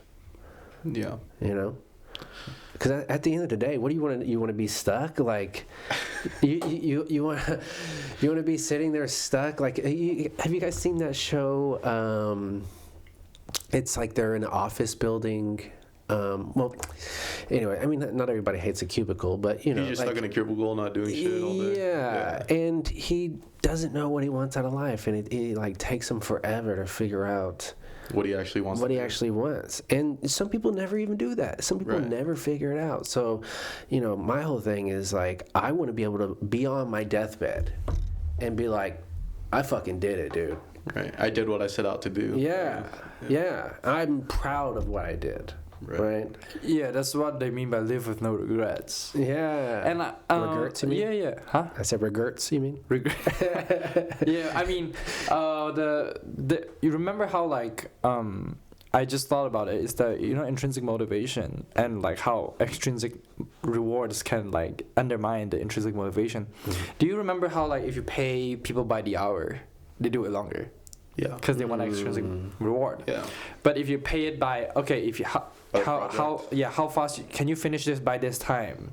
How much would you need to finish by this time? And how good can it be? Which is how a lot of large projects are being done under these kind of contracts.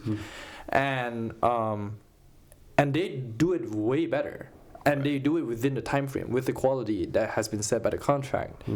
And they also found that in this research is that they found that there's two groups: overperformers, like overachievers, and underperformers that are not doing it well. On the first group, they let them do for extrinsic rewards, for incentive. Like they get cash money or something. Mm-hmm. The overperformers obviously will last longer because they know they're good at it. They keep doing it, and they do it for the sake of the rewards. Yeah. In the second group, they don't have rewards at all. They just let people do it for the love of the game. Yeah. Right. And what they found in the second group is the underperformers actually work longer than the overperformers. They're willing to stay at the work longer because they find it more fulfilling. Huh. Interesting. Yeah, well, there's... Yeah, because like Logan was telling me, like, he's not the best student, but now he's like publishing papers left and right.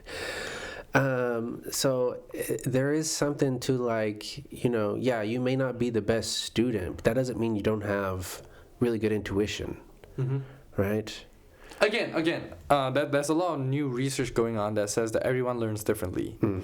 So some people learn through action, some people learn through talking, some people learn through imitation. There's a lot of ways. Some people are just good at reading something and boom, they got everything in the book. Yeah. Some like Albert over here. I do not. No. I struggle with words actually, but you struggle with words? Yeah. Okay. Like that's a new one for me. A lot of times when I read something, I cannot imagine what I'm saying. Yeah. I know what you mean. Once I imagine it, then I understand it. Yeah. So I need to be able to understand it. So that's why some people learn better with pictures. Yeah. So, but I have friends who just read a book. They can tell me everything that's going on in there. I'm like, how you do that? Yeah. So I feel like that's also why one of my biggest goals is starting universities and create online platforms that can what's it called? I want open source education. I think education is a human right, and I think every human being deserves some level of education. I believe world peace is a financial and logistic issue. It's an economic issue. It's scalable. It has its own scaling laws. Your pageant self is showing. Yeah. Oh yeah. So I do you know he was in a pageant? A beauty pageant? No, it's a international student pageant on UCO. What is that? Like, what do you have to do? Like, we need to have a platform. We need to have a performance. We need to have a evening walk and a traditional walk. And talk about world peace. No, and talk about your cause, like your platform. What the platform means like is what you're trying to do. What do you want to achieve in life? What do you want to do? What do you contribute? What'd you say? Mine is the title for my platform is called Weaving Dreamcatchers. Okay, that's beautiful. Yeah, because I in my opinion, I believe everyone has a dream. It's just whether they see themselves doing it or they don't. Or whether they realize it or they don't. It's like what you say. Do I have to look for it, right?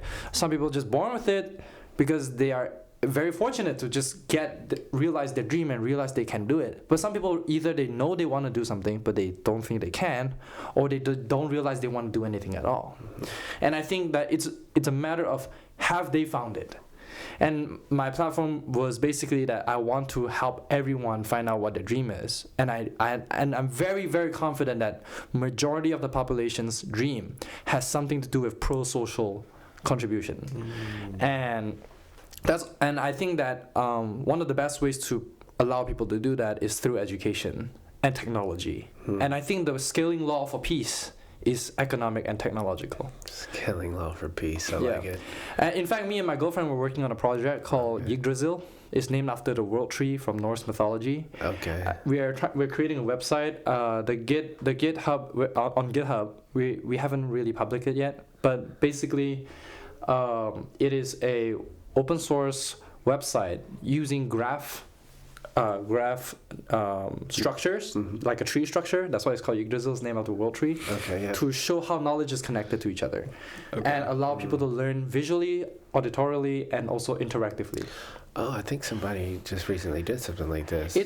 There's a lot of platforms that are similar. Knowledge trees. There's knowledge. Knowledge trees on its own. Yeah, knowledge graphs it's a real thing for AI. But what I'm trying to do is create a knowledge graph for humans, and I want to open source it, and I want to collaborate with a lot of open source educators, a lot of online content creators that are trying to educate people. I'm trying to work with a lot of them to try and create this open source platform so people can learn. And I'm not gonna be like, okay, this can replace your degree or anything. No, this is to supplement, help you learn what you want to learn.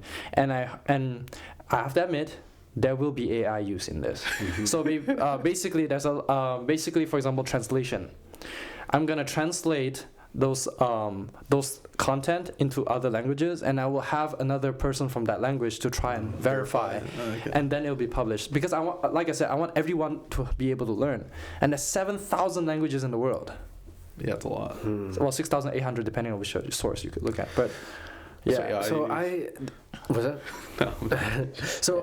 what I love about the AI topic is it touches like everything, right? And it touches the topic that we're talking about today. It's like dopamine, right? So reward function. Because I've been watching this MLST video. MLST is Machine Learning Street Talk. It's a podcast. Yeah. It's a fucking dope podcast.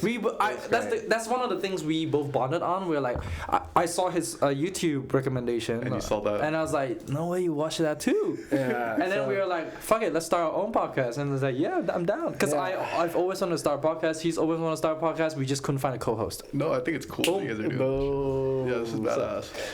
So the dangerous illusion of AI coding with Jeremy Howard. They talk a lot about sort of, okay, so one of the topics that I was listening to this morning on this was that both of them, and I think everybody who's vibe coded, right?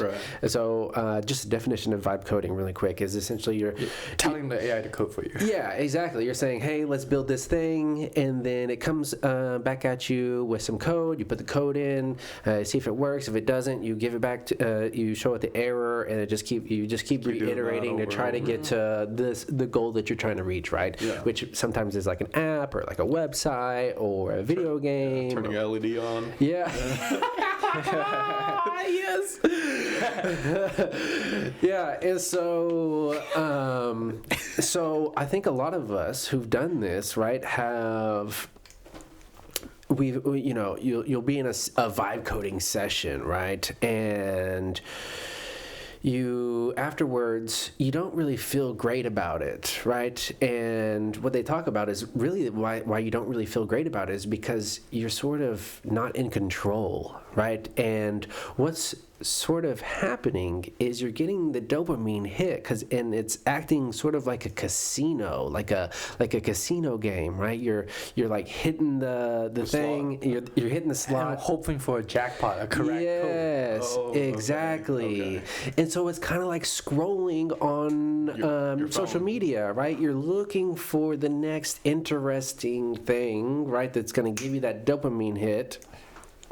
And vibe coding is the same exact way, right? Or just chatting with AIs in general. Yeah, and you never really feel great after vibe. I mean, I don't know. I've come out of some vibe coding sessions and felt pretty good about it. But at the same time, there is a sense that okay, I have this thing, but now I've got to go back and try to understand what's going on, actually.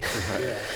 And because you're not the one writing the code. Yeah, yeah, and so it's just weird because it seems like you're doing something, right? But at the end of the day, there's people doing this building companies, right? And so, like what he talked about is he's like, well, should I trust this vibe coded code to actually run my business on? Like, do I need to go through with a fine-tooth comb now and figure out where are the holes, where are the back ends, where's the security issues, right? But some people will just push that shit. Yeah. I think a good way to put it is how Andre Karpathy put it. I think it is him.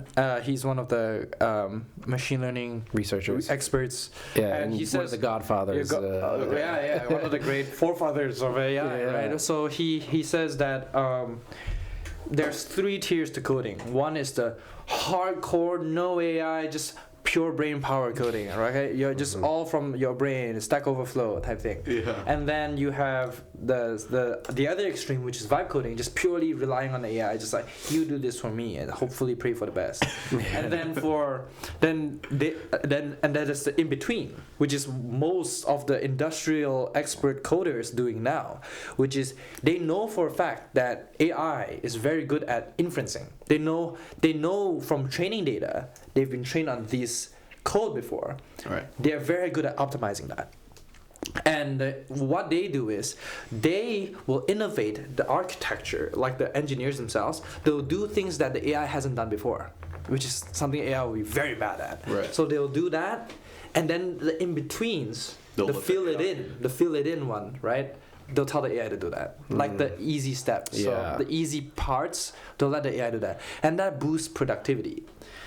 So if you're not completely relying on the AI, you can innovate very fast. It's like if you just So there's a middle ground here. Yeah. there is a middle ground. There's a middle ground. You shouldn't just completely vibe code, but you also shouldn't just not use it. Yeah, right? yeah. They have from another YouTuber. I just forgot his name. He has a friend. So this is a third-hand information. I don't know how realistic this is, but I keep hearing about it. Which is his friend works at one of the big companies. What are the FANGs? Facebook, Apple, blah blah blah. Yeah. And so the big companies, right? He says that those big companies, they actually encourage people to vibe code? not vibe code, to do the middle one. So use AI to be part of coding, because they said that the moment you don't, you're falling behind, because they give such a productivity boost if you know what you're doing. The key word is always if you know what you're doing. Yeah. You must already have the background. They can, in fact, AI can teach you. Okay, they can guide you. You can use AI as a tool to learn, but don't rely on it to complete projects for you. Mm-hmm. That's what Andre Karpathy is trying, and a few others are trying to say, is that you can use AI. It can help you. Just don't rely on it. Yeah, and what they specifically talk about in this podcast, which is exactly what we're talking about, which is so meta. Is that like you're not doing the hard thing then anymore by vibe coding, right? You're not innovating. You're not innovating, and that's also the thing about intrinsic motivation. Right? AI coding is it can't really do anything new and innovative. It's just doing what's existed before. Yes, exactly. But then also, like, you're not doing the hard thing of like figuring the hard problem out, right? You're just saying, "Here, go do this thing," and you get a reward at the end. Yeah, you get an extrinsic reward, right? It's no longer that that intrinsic reward that that we really are searching for. Exactly. Right. And that's also how a lot of not a lot, just a few papers recently, they show that people who over-rely on AI, keywords over-rely on AI, does get less creative, less better at innovating.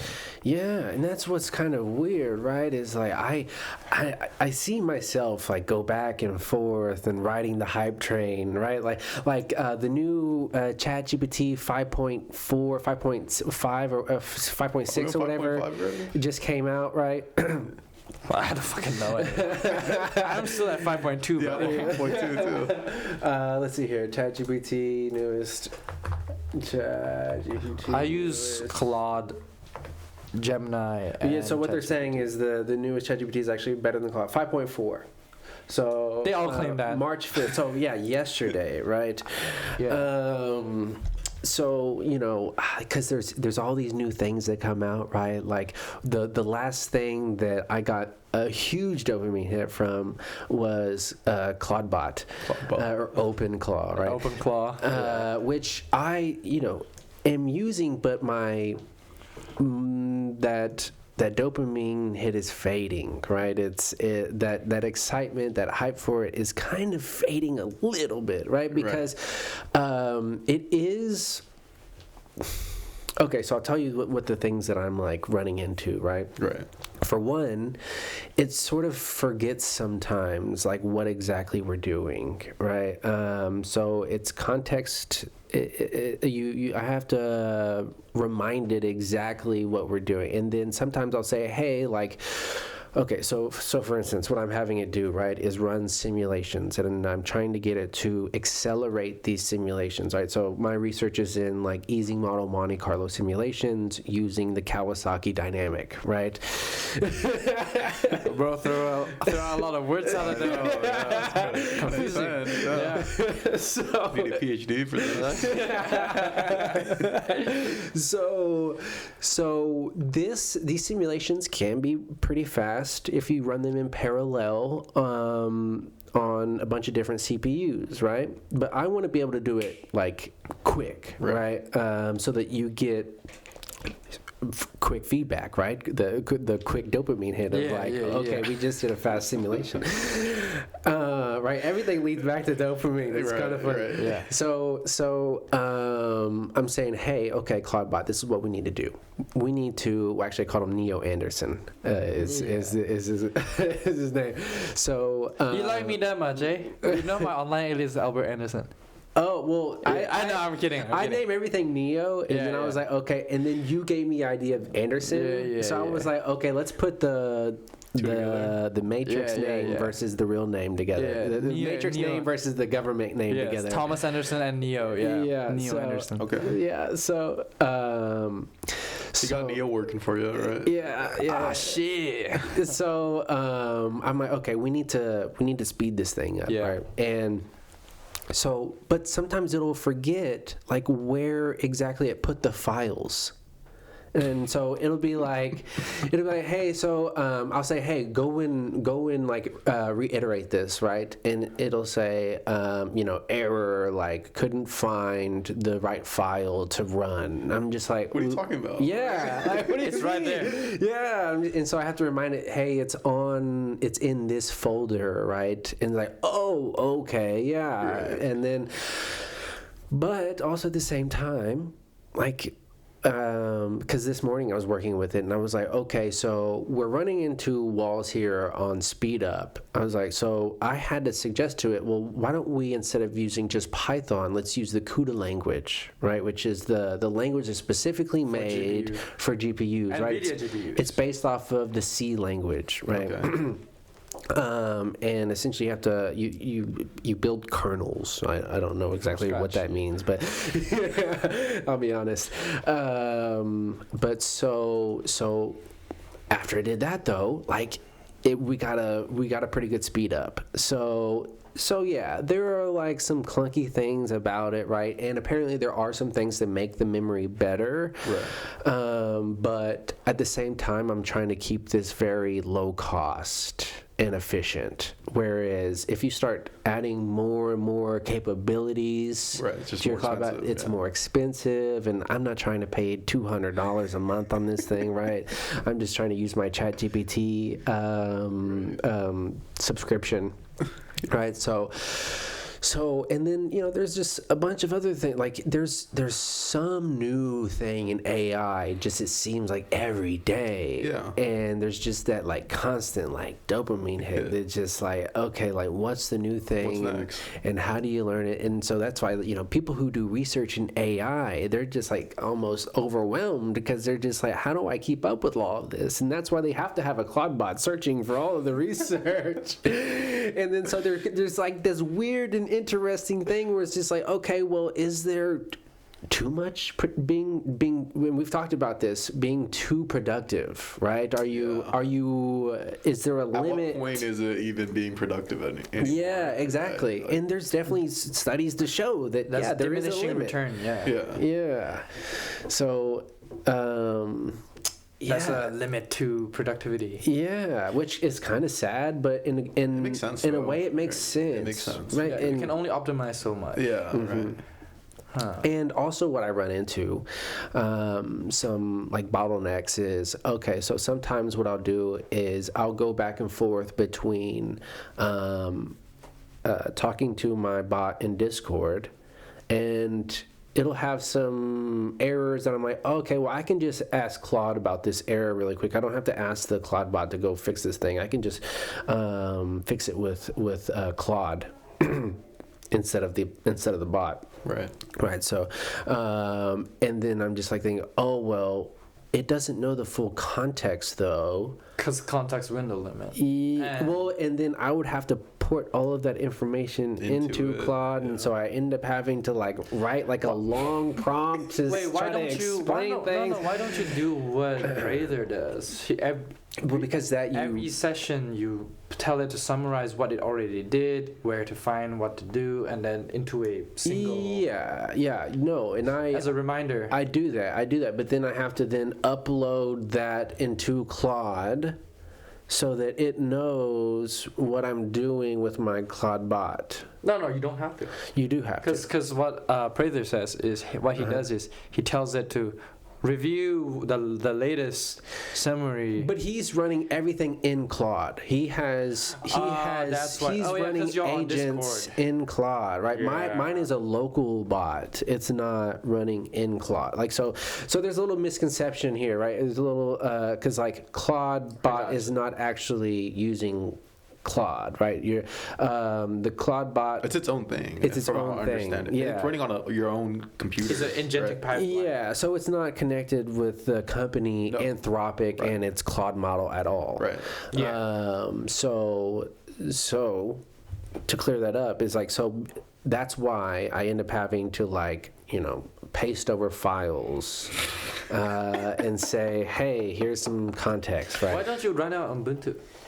I do run on Ubuntu, yeah. Is it more work to do this than it is just to like... Sometimes it can be, yeah. Well, yeah, it took me 2 weeks really to like get this thing up, like to where it's functional. It's functional, yeah. Because I mean now it's pretty good, right?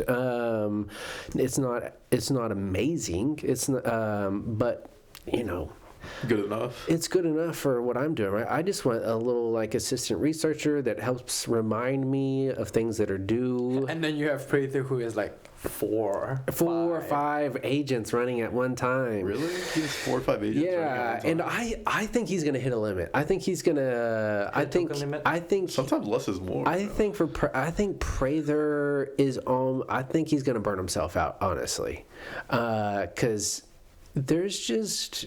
You can only do so much, right? Like even the guy who created OpenClaw said, yeah, I had like 10 bots running and like I realized I couldn't keep up with them all, so now I just have like 5 or so that means he's in a sweet spot then.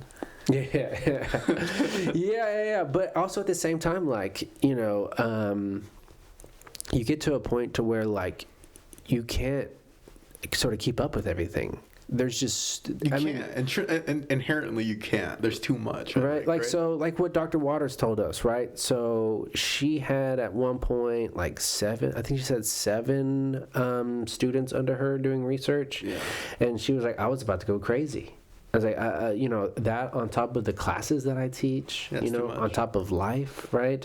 Like she was like, I was about to go crazy, and that's why, like, people. That's why Dr. Bernard, he has 7 PhD students under him, and I'm like, how you doing any of this? He wants more.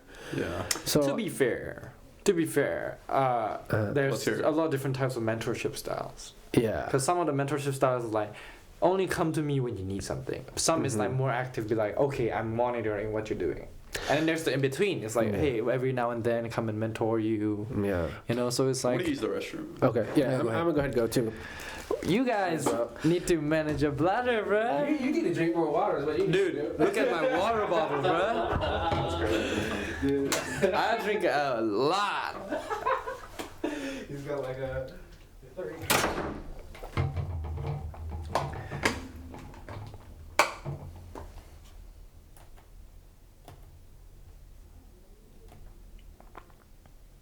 Also, so anyways, me and my girlfriend will eventually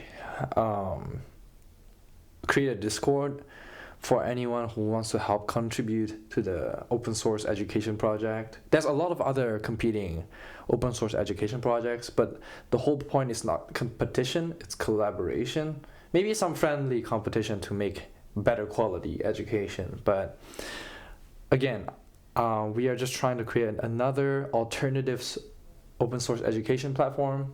So if you guys are interested, do let me know. Do reach out. Once we create a Discord, I'll let Josh know. We'll probably put it in the description or something.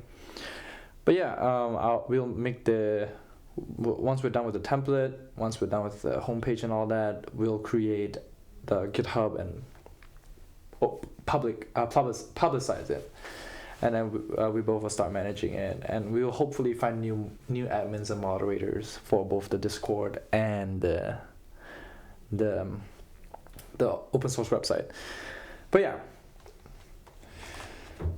just a little shameless promotion here for the project. So hopefully we get more helpers, because it is for open source. We are not getting any money out of this.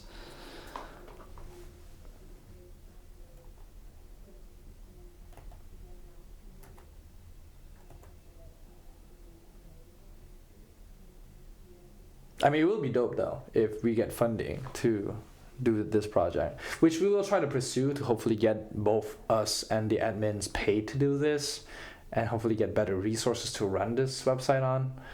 But yeah, that's a future thing. If eventually we both plan to create a non-profit. Yeah.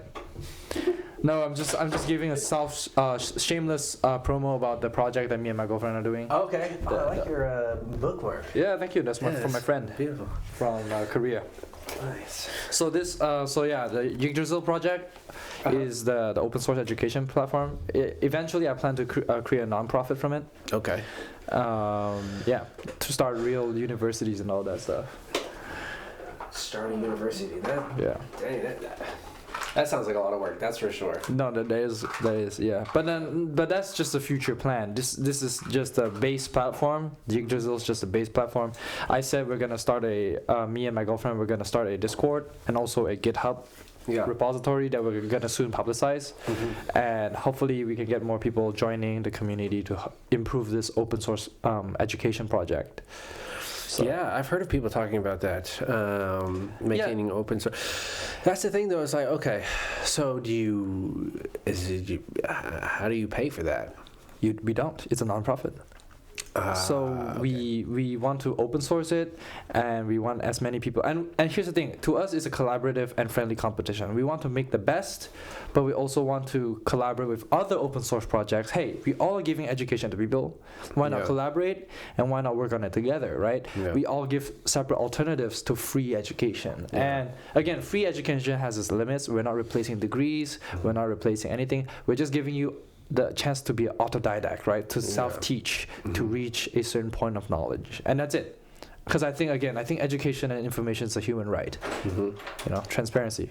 So what would be the difference between that and like just going on YouTube and going on? Nothing. Again, we do plan to put YouTubers as a recommendation on the side. Be like, hey, if you want to learn this, watch this guy for more information, right? We want to collaborate with YouTubers and content creators and educators all over the world. Because again, the whole goal of this project, Yggdrasil, the one that me and my girlfriend are trying to do, is just to open source education. Because we just really think that the skilling law for peace is stability, and the way you can have stable life is technological, infrastructural improvements, but also educational. Yeah.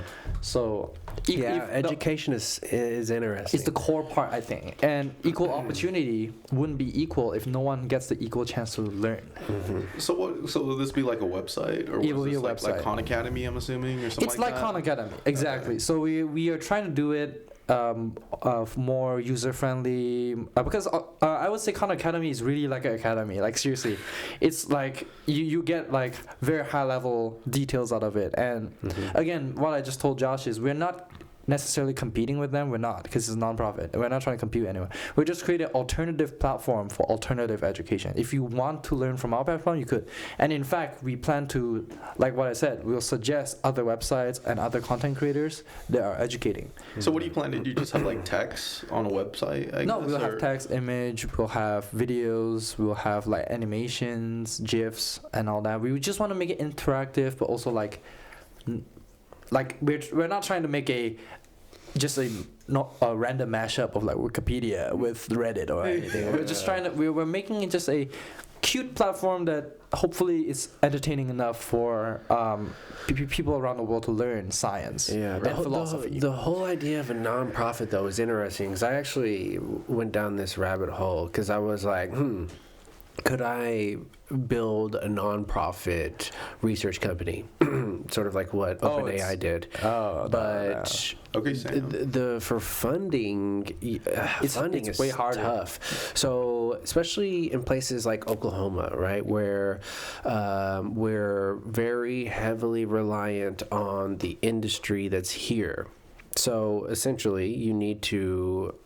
Here in Oklahoma, if you want to do research and get it funded by, let's say, the state, right, you would need to essentially make sure that your research is in the sort of topics or industry. So what, oil and gas, I guess. Yeah, oil and gas and aerospace, probably. Yeah. It's like defense. they have to see what does it bring to the table for them? Like how does it make money, Yeah, right? what's in it for them? Which is kind of sad. That's the Because reality of it, it's though. sad reality of nonprofits as well. It's just that the beauty of what we are trying to do for online nonprofit is that we can do it at all around the world. We can ask for sponsors from anywhere, because what we're trying to do is establish education everywhere. Anywhere that has internet access, you get free education. Yeah. Again, I don't believe degree equals education, and I don't think the other way around is the same either. We are not replacing degrees. Degrees are important, and if you're just planning to go into vocational school, go for it. The whole point is this is just a foundation for your knowledge. Yeah. You know. And nowadays with AI, you could, like you said, translate it. You could, put it out in one language and then translate it using AI in multiple ones. Yes. Because that's what Vertasium does, apparently. Yes, exactly. And a lot of YouTubers actually do that, a lot of content creators. But they have people who verify it. Again, verification is the most important thing. We will use AI to create animations, we'll use to make graphics, but we'll always ask humans to verify and make it better. You know. How are you gonna get that done? You're gonna what? You're gonna ask Josh to translate it to Spanish? No. So again, I was just talking about it to him, which is we plan to create. We're trying to publicize the repository, and we also plan to create a Discord to create a community, right? So that anyone who wants to volunteer could volunteer, and we'll use AI to speed up productivity, but we'll have humans to verify, and we will try to make it eventually turn it into a nonprofit. Okay. Yeah. But you have to like convince people to spend their time. Again, I think you need to convince the right people. Okay. I'm not gonna be like everyone should join. If you want to join. If you want to, you can. If this project becomes successful, the same way GitHub, if you have Git contributions, right? You contribute to people's repository, it will mark it, and it's good for your resume. It's all about creating the what would you call it? The improvements. The incentive or. We'll try to get it funded, and whoever is contributing a lot will become an admin or moderator, and hopefully they can get paid. But that's not a guarantee because it's a non-profit. We're trying to encourage people to do it, but hopefully by their own choice. Again, not hopefully without extrinsic motivation. Yeah, it's like creating the reason for people to want to use it, or the necessity, or I forget what would the right word for it. Anyways, in fact, any funding we get, we hope to use it to scale it up instead of paying people. We try to scale it up, as in we want to run it on professional servers, our own server, to make it its own independent thing. Okay. That's what the funding is going to be for. We're trying to minimize the idea that the funding we get is going to here to pay people. We're not trying to get anyone paid, in fact. But if it comes down to that, we need real professionals to verify our work, to keep it logically and legit, like grounded. We need to pay professionals. Right. But if there are universities out there, experts out there who are like, hey, I volunteer, dope, we can use the funding for everything else, like infrastructure, scaling it up, making it more optimized, right? Right. So that's what we're planning to do. So this is what our nonprofit is for, is that we are not trying to do specifically research. We're just here for education. And of course, I do hope that I want to start, one of my biggest dreams is to start universities around the world. And that goal, start schools generally, not just university, just middle schools, high schools, elementary schools. I want to start schools around the world to hopefully improve education. Yeah. With no silver bullet. I'm not going to be like a one size fits all, you got to sit in class and learn, or you got to do hands-on stuff. I want a mixture of it. Whichever helps you learn, you learn. And I want students from young to be like, hey, your education is based on how much you can contribute to a project. Mm-hmm. That's how you prove you know.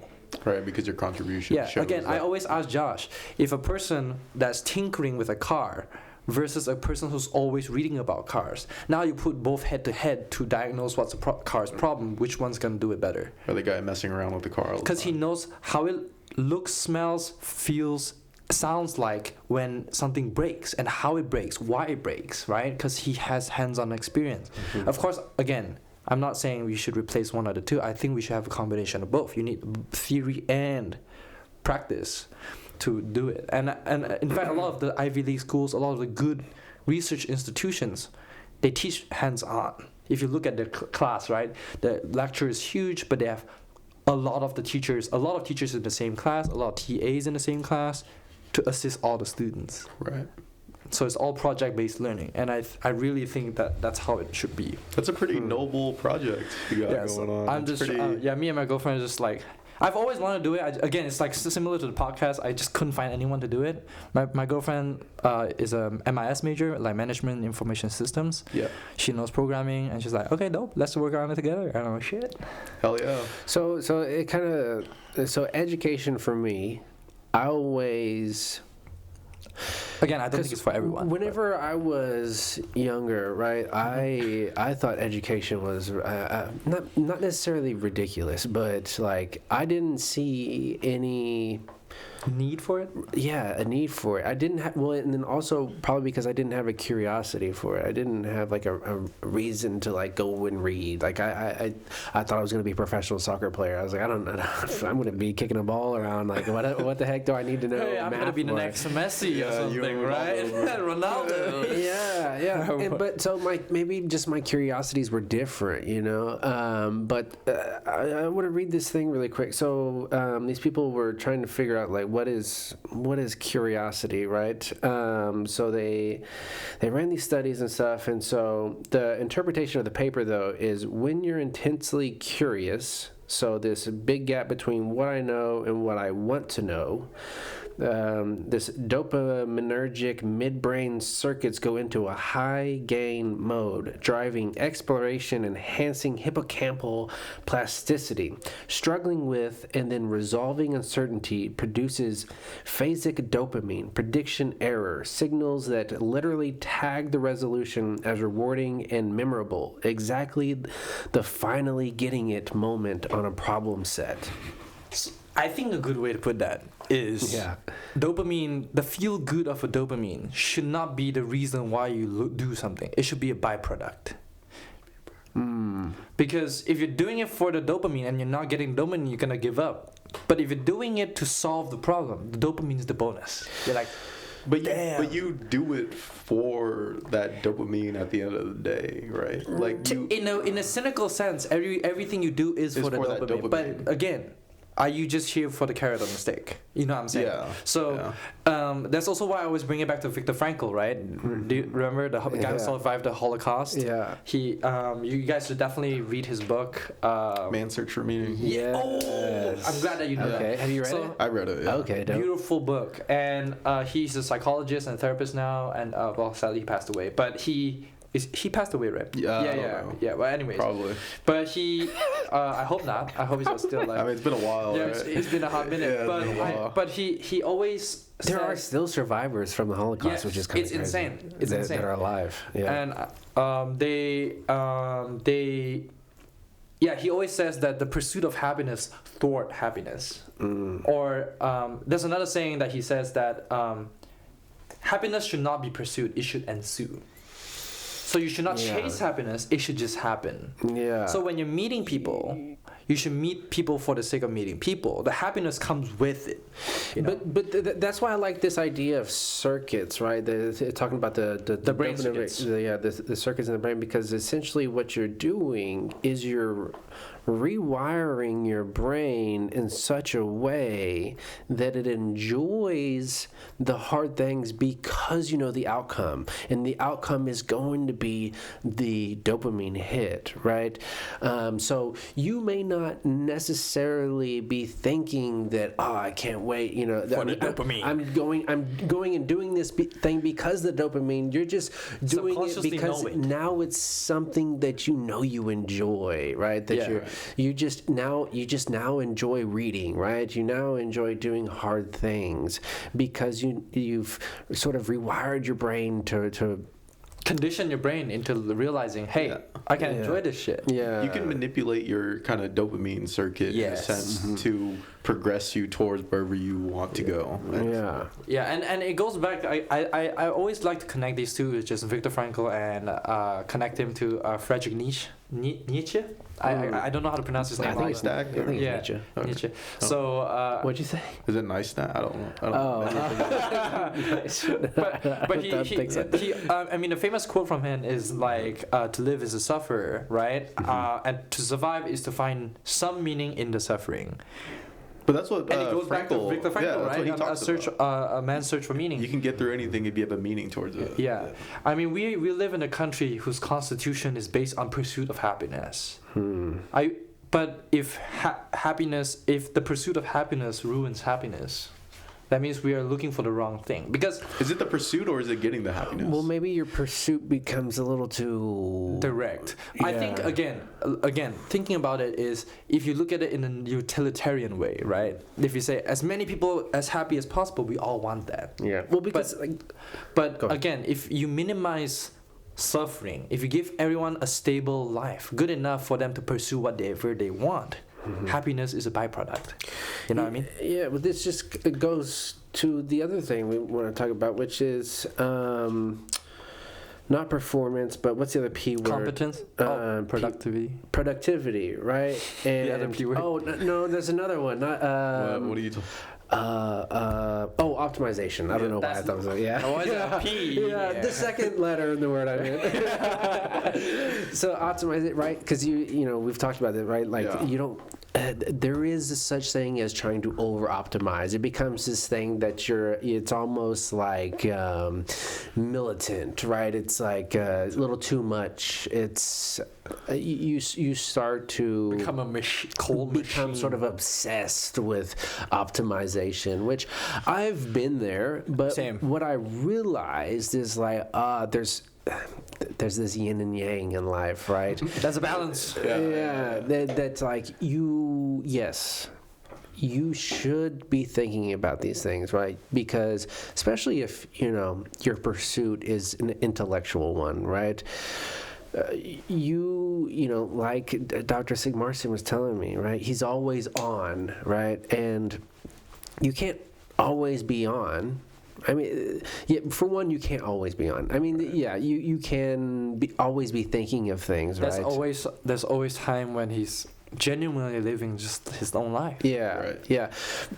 But like you can't oh shit, what was I gonna? So.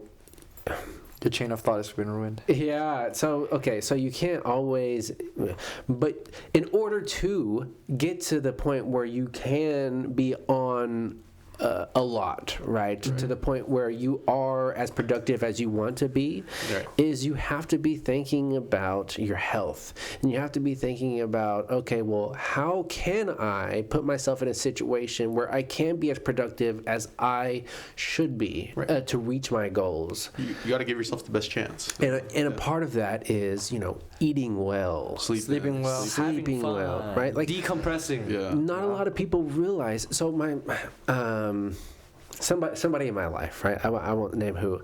So somebody in my life just came to the realization that they were not necessarily eating well. And so what that was doing is that was like confusing the circuits in their brain to where they just always felt bad. They're in a stress mode. Yeah. And what they did is they went through this process of sort of getting to the baseline. So eating right, exercising, and not putting too many carbs in their body, because what are carbs? The carbs are essentially sugars, and those sugars create inflammation in your muscles, and that your brain is a muscle, and if it's inflamed, you just can't think correctly, right? You can't think really clearly, but in an unemotional way. I think the keyword would be not just too much, but also the type of sugar. Because because if you're processed eating processed sugars, because they're maltose, sucrose, they are very easy to spike your blood sugar, and they if you're eating something like a very fibrous starch, right, from plants, that probably won't spike your blood sugar. Yeah. Right. So I really challenge people to try to eat good, create try to create the habit of eating good for at least a month, right? And they say that consult a dietitian. Every good habit, or every habit, even bad ones, take about what do they say, 2 or 3 weeks to create. So just know that, okay, you can create a good habit over let's say a month, right? And try to eat well and think about what you're putting in your body and try to get to that baseline, and then try to start maybe go eat a pizza and see then how your body reacts to it. Because this person I'm talking about went and now can see clearly what sugar does to them. And so after a weekend of eating a bunch of carbs, you just aren't going to feel good on Monday, right? Or the next day after you've ate a bunch of carbs. Right. And you're not going to be able to think and be productive. And so I think some people think that their baseline is just feeling like shit. When that's not supposed to be.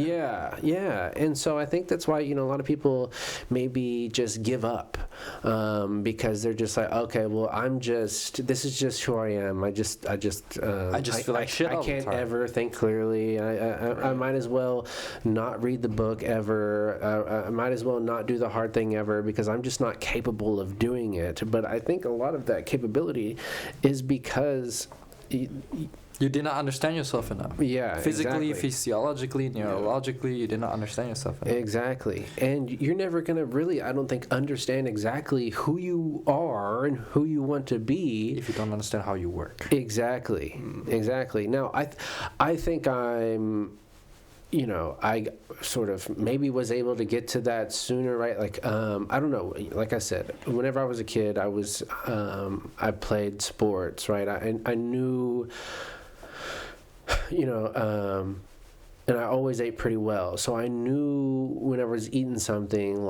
how it affected me. And not a lot of people, have that for whatever reason. And so, I just, I challenge people to just go and just try to experiment and try to get to that baseline. Try to figure out what that is for you. Eat clean for as long as you can, and then start to introduce maybe a couple of bad things and see how it affects you. Because I promise you, you're going to see a difference. You're going to see something for sure. Now, of course, there are like you said, go talk to a physician. Dietitian. You shouldn't, if you're, really have some issues. Some people have like thyroid problems, diabetic, anemic. You all have different needs, but we are not doctors. Go look for a real doctor. They can tell you what you need. Yeah. Right. And then also there's something to like working out, right? We're talking about optimization. Like, working out it's so good for your brain. You get a dopamine hit from working out. Here's the crazy thing. I usually, my appetite will be very shit, and I usually will not drink a lot of water, right? But I started working out every day. It doesn't have to be an intense workout where you destroy yourself. It could easily be a half an hour to 45-minute workout, just to warm yourself up, to get your body pumping, blood pumping, right? Warming yourself up. Naturally, I notice I eat better. Like, I know what I want to eat. I crave less. And I drink more water. I naturally want to drink more water. Yeah. It's like your body, once you're working out, you sort of shock your body into realizing, oh, I need this, I need that. But if you're not working out, your body is in that, like, I'm safe and okay. I don't need anything right now. But when you shock yourself by actively moving, by using and metabolizing, your brain will start reassessing. Do I have enough of this? Do I have enough of that? That's why I think it's essential to do some type of workout or movement early in the morning. Just a walk for half an hour or a small little jog work. Get your, because I don't know. I don't know this. He cycles every 6 a.m. in the morning. That's crazy. We could maybe look it up, but I would assume that whenever you wake up, your things aren't like moving. I think your metabolism is very slow in the morning. Yes, but as soon as you start to drink water and move around, your metabolism starts to ramp up. We call that clearing out the adenosine, because our brain uses adenosine to tell your body that you need rest. When you just woke up, your brain is still full of adenosine that has not flushed out. Because there are times, have you felt like you woke up, you just feel energetic? Because your brain goes through cycles. It produces adenosine and melatonin, and then it clears it back out, right? But a best way to clear that is cortisol. Cortisol is a type of stress, right? It's a stress hormone. Best way to clear out cortisol: sunlight, cold air, or like what you said, drink something, or movement. Yeah, they create cortisol because you're forcing your body in a weird, uncomfortable situation where it's able to hey, I need to wake up. Yeah, and if you want to get like a deep dive on like all of the science and research in this, I would check out the Andrew Huberman podcast. I love that. He is so thorough, and he's a neuroscience. Yeah, he's a neuroscientist, and I think he works at Stanford. He teaches classes there or something like that. And he's just extremely thorough. Like anything that he says is backed up by clinical research. Yeah. And back to trusting listening science. to the science, right? Is like, okay, if you're one of those people who talks about trusting the science, well, go look into the science and see how you can use that to your advantage. Right, to get that 1%, you just feel better on a day-to-day basis. Yeah. Do you know? Here's an interesting segue. Do you guys know about the Royal Institute of Science? Yeah, in Great Britain, that started. Newton was a part of, or the head of for a while. Michael Faraday. Michael Faraday was as well. Also, a lot of them actually, all of the greats. The interesting thing is their motto is nihilus annulus in verba, or something. It means take nobody's word for it. Yes, I love that. It's skepticism basically. So when you learn something new, or when you're unsure about something, research it, look into it, dive deep into it, look at different sources, competing sources.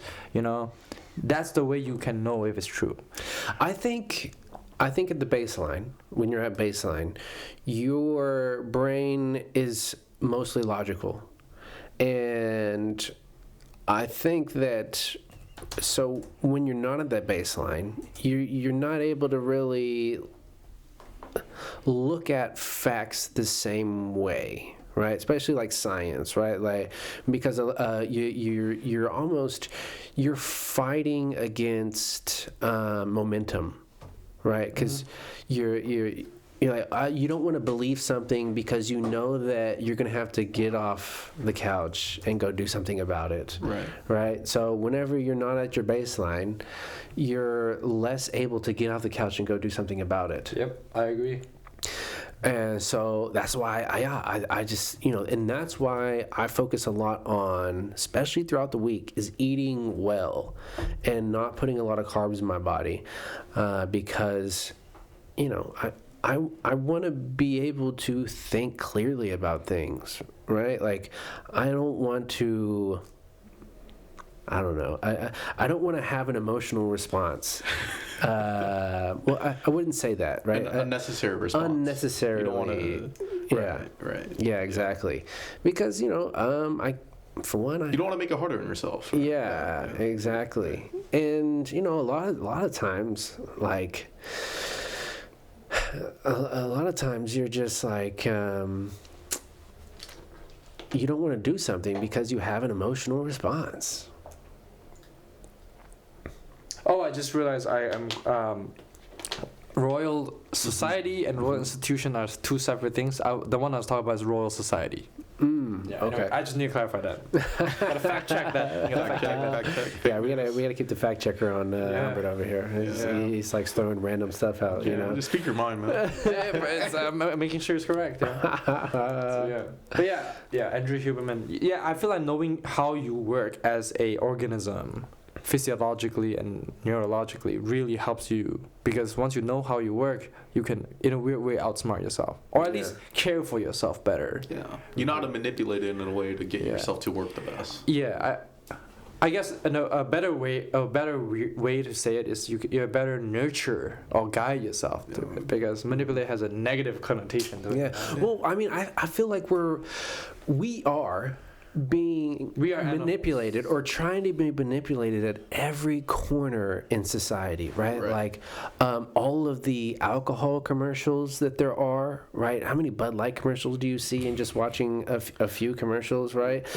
How many fast food commercials do you see, on TV? Just driving down the road. All these billboards, everything. Yeah, exactly. But and it's so funny because, they talk about all the time, like people in shows are are like always drinking, right?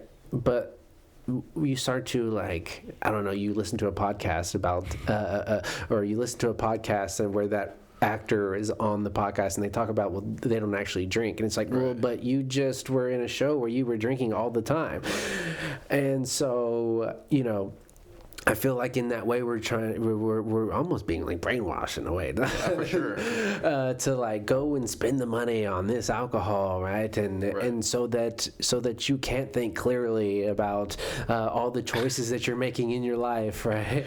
Yeah, they want you to make bad choices in a sense, right? They profit off your bad choice. Yes, right? Yeah.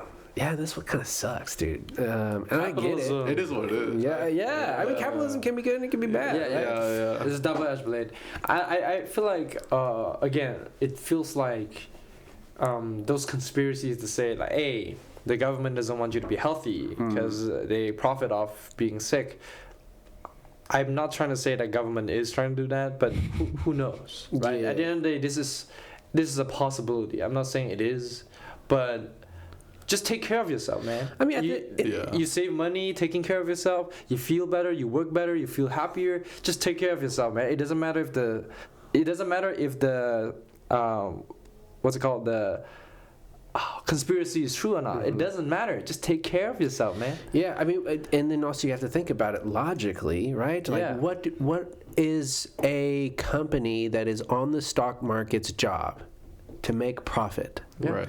And you think that, let's say a company has been on the stock market for, let's say, 20 years, right? And every quarter they've been trying to make more profit than the last. And you don't think that they've thought about the psychology of humans and how they can manipulate it just a little bit to try to get you to buy their little thing, right? Make their stock price go up 1%. They're all part of social science. Yeah. Like sociology is closest to economics and finance. The reason why marketing is a thing is because they have the science of art, the science of aesthetics and perspective. They know how to make you want it more. In fact, they don't make you want it more. They just make you comfortable. Imagine if there's an ad for like McDonald's or something, right? They are not trying to tell you that we are better. They just want you to be familiar with it. Because humans make choices on regards of what you're familiar with. When you first think about, I want fast food, the first thing you think about is them. They just want to be the first thing you think about because they want you to be the most convenient choice for you. Because making decisions while you're hungry is tough, right? Well, that goes back to the dopamine, the extrinsic dopamine, right? And those are the hardest ones to say no to. Yes. Right. If you're hungry, you're tired of making choices because you just want to get something. So the first thought that comes up is most likely the choice you're gonna take. Right. Yeah. And typically the least healthy for you. The worst. The worst. But but like we said, there's a balance though, right? There's a yin and yang, right? There, the golden mean. Yeah, like the Greeks call it. I ate McDonald's for the first time last weekend in a very long time. But you know what? I enjoyed the hell out of that McDonald's. Hell dude. Like you said, your weekly burger night. Yeah. And my weekly not hot pot. Mapo tofu. Like, you have to have like a little bit of a reward, right? You have to have a little bit of an extrinsic reward to in a weird way. If you look keep at you sane. if you look at it a weird way, right? Every culture that I know of talks about balance. Right. Taoism, the golden, and then the Greeks, the golden mean, and then even Buddhism, right? The middle way. Not just don't choose excess, but you also don't choose deficiency, right? You need to walk the middle path. It's just about, life is about balance. So if you're talking about like if you want to be a better person, optimization is often trying to find the balance in between. Yeah.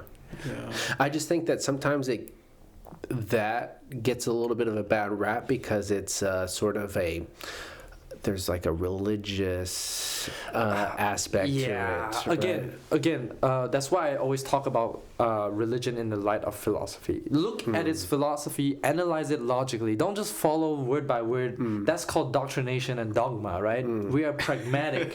We are scientists and engineers.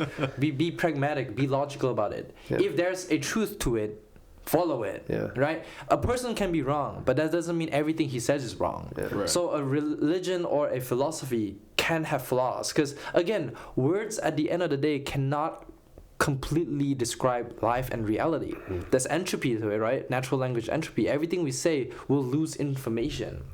So that's why I believe that every religion, they have a truth to it. But if you follow it word for word, you're going through a straight wall. So Joey, you don't have to answer this, but are you religious at all? I'm shaman. Oh, okay. Yeah. Interesting. Okay. Yeah. And like, where does that come from?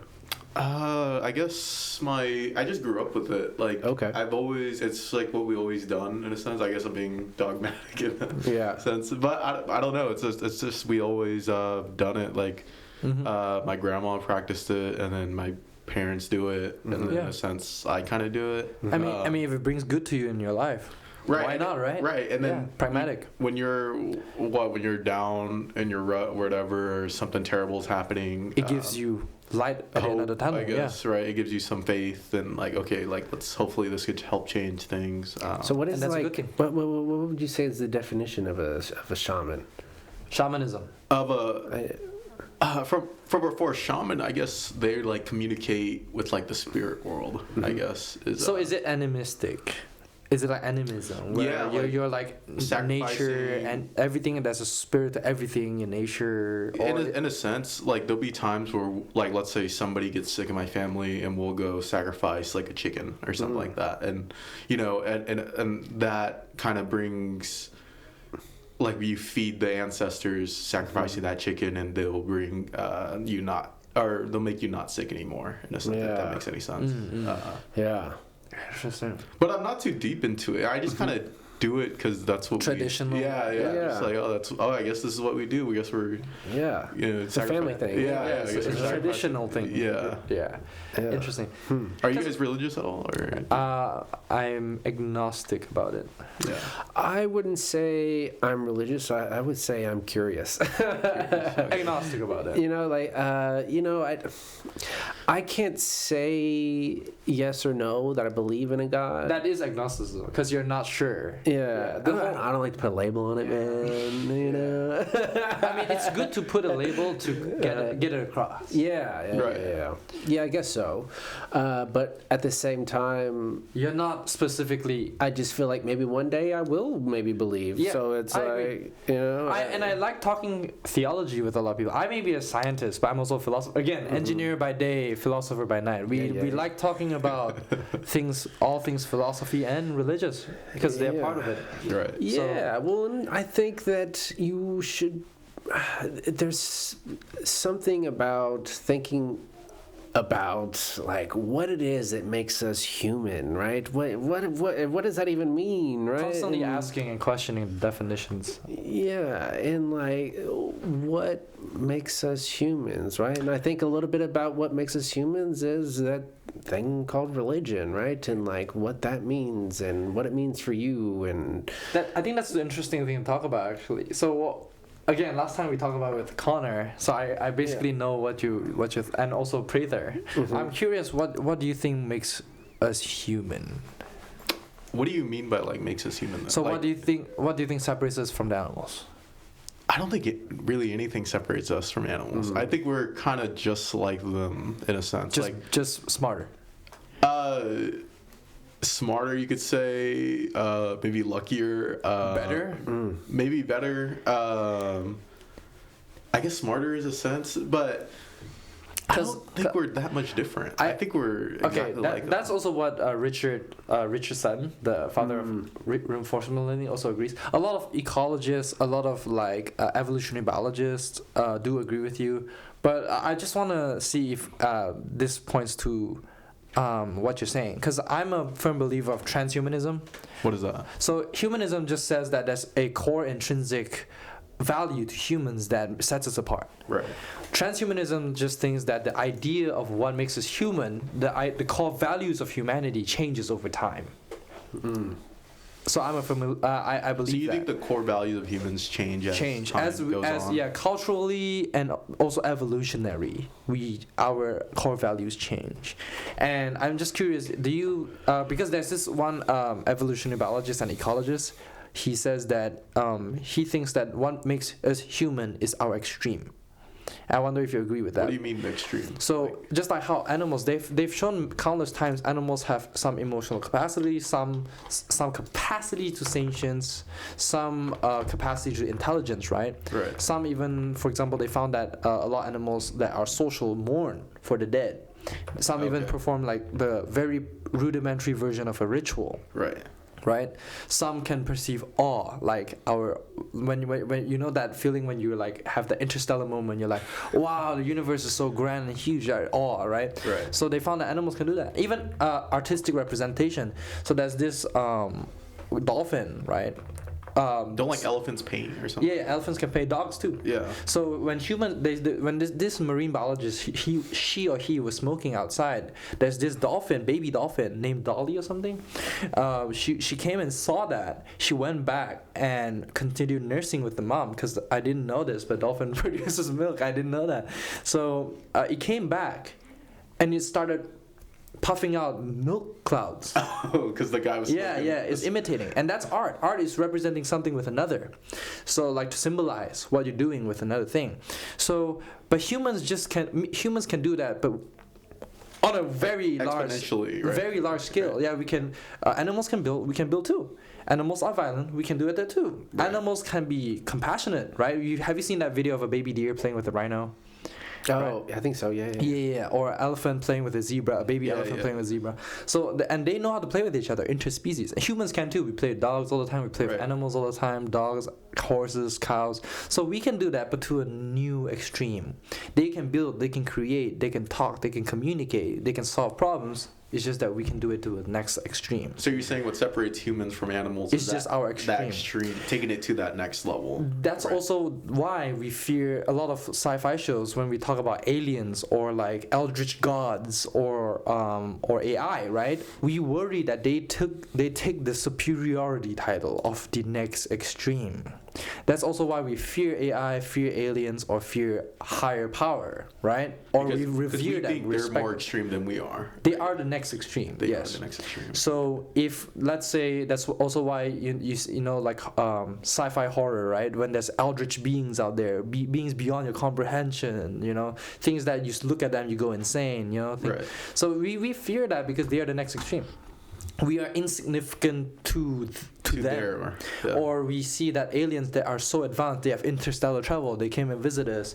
The first thing we think about is they attack us. Because what have humanity has been doing to lesser civilizations like other animals or just worse civilizations, like more Right. primitive. Like when we see guns introduced to warfare, Right, to America or whatever. Yeah. Take it over. right? So we are projecting our human ideas to what a more superior being would do to us. Right. But have we not considered that if they are more superior, could they be more superior ethically? They could just be like, hey, what's up, bro? You guys are doing good so far, you know? They could just come here and just say that. But Right. we don't know. Well, the first thing we think about is they're a threat. Right, they're gonna harm us. Right. And again, people always think that if AI can do everything that we can and more, What purpose do we have? I yeah, guess? where does it leave us, right? That's what challenges the idea of humanism, is that what makes us special anymore, But I right? guess you have to believe we were special in the first place. Yeah, again, Right. that's why I don't. That's Yeah, why I I- don't believe that humans are special anyways. I Right. believe that humans are just We're just the like everybody extreme, else. the next extreme. Right. Well, So I We wonder are- what you both think about that. I would. I don't see it as extreme. I think maybe it's just we're just smarter than Yeah, the extreme in terms of the next level of capability. We are more capable. we are for sure more capable than And that's like a for sure, objective. than like a monkey or something. Yeah, you know yeah. what I'm saying?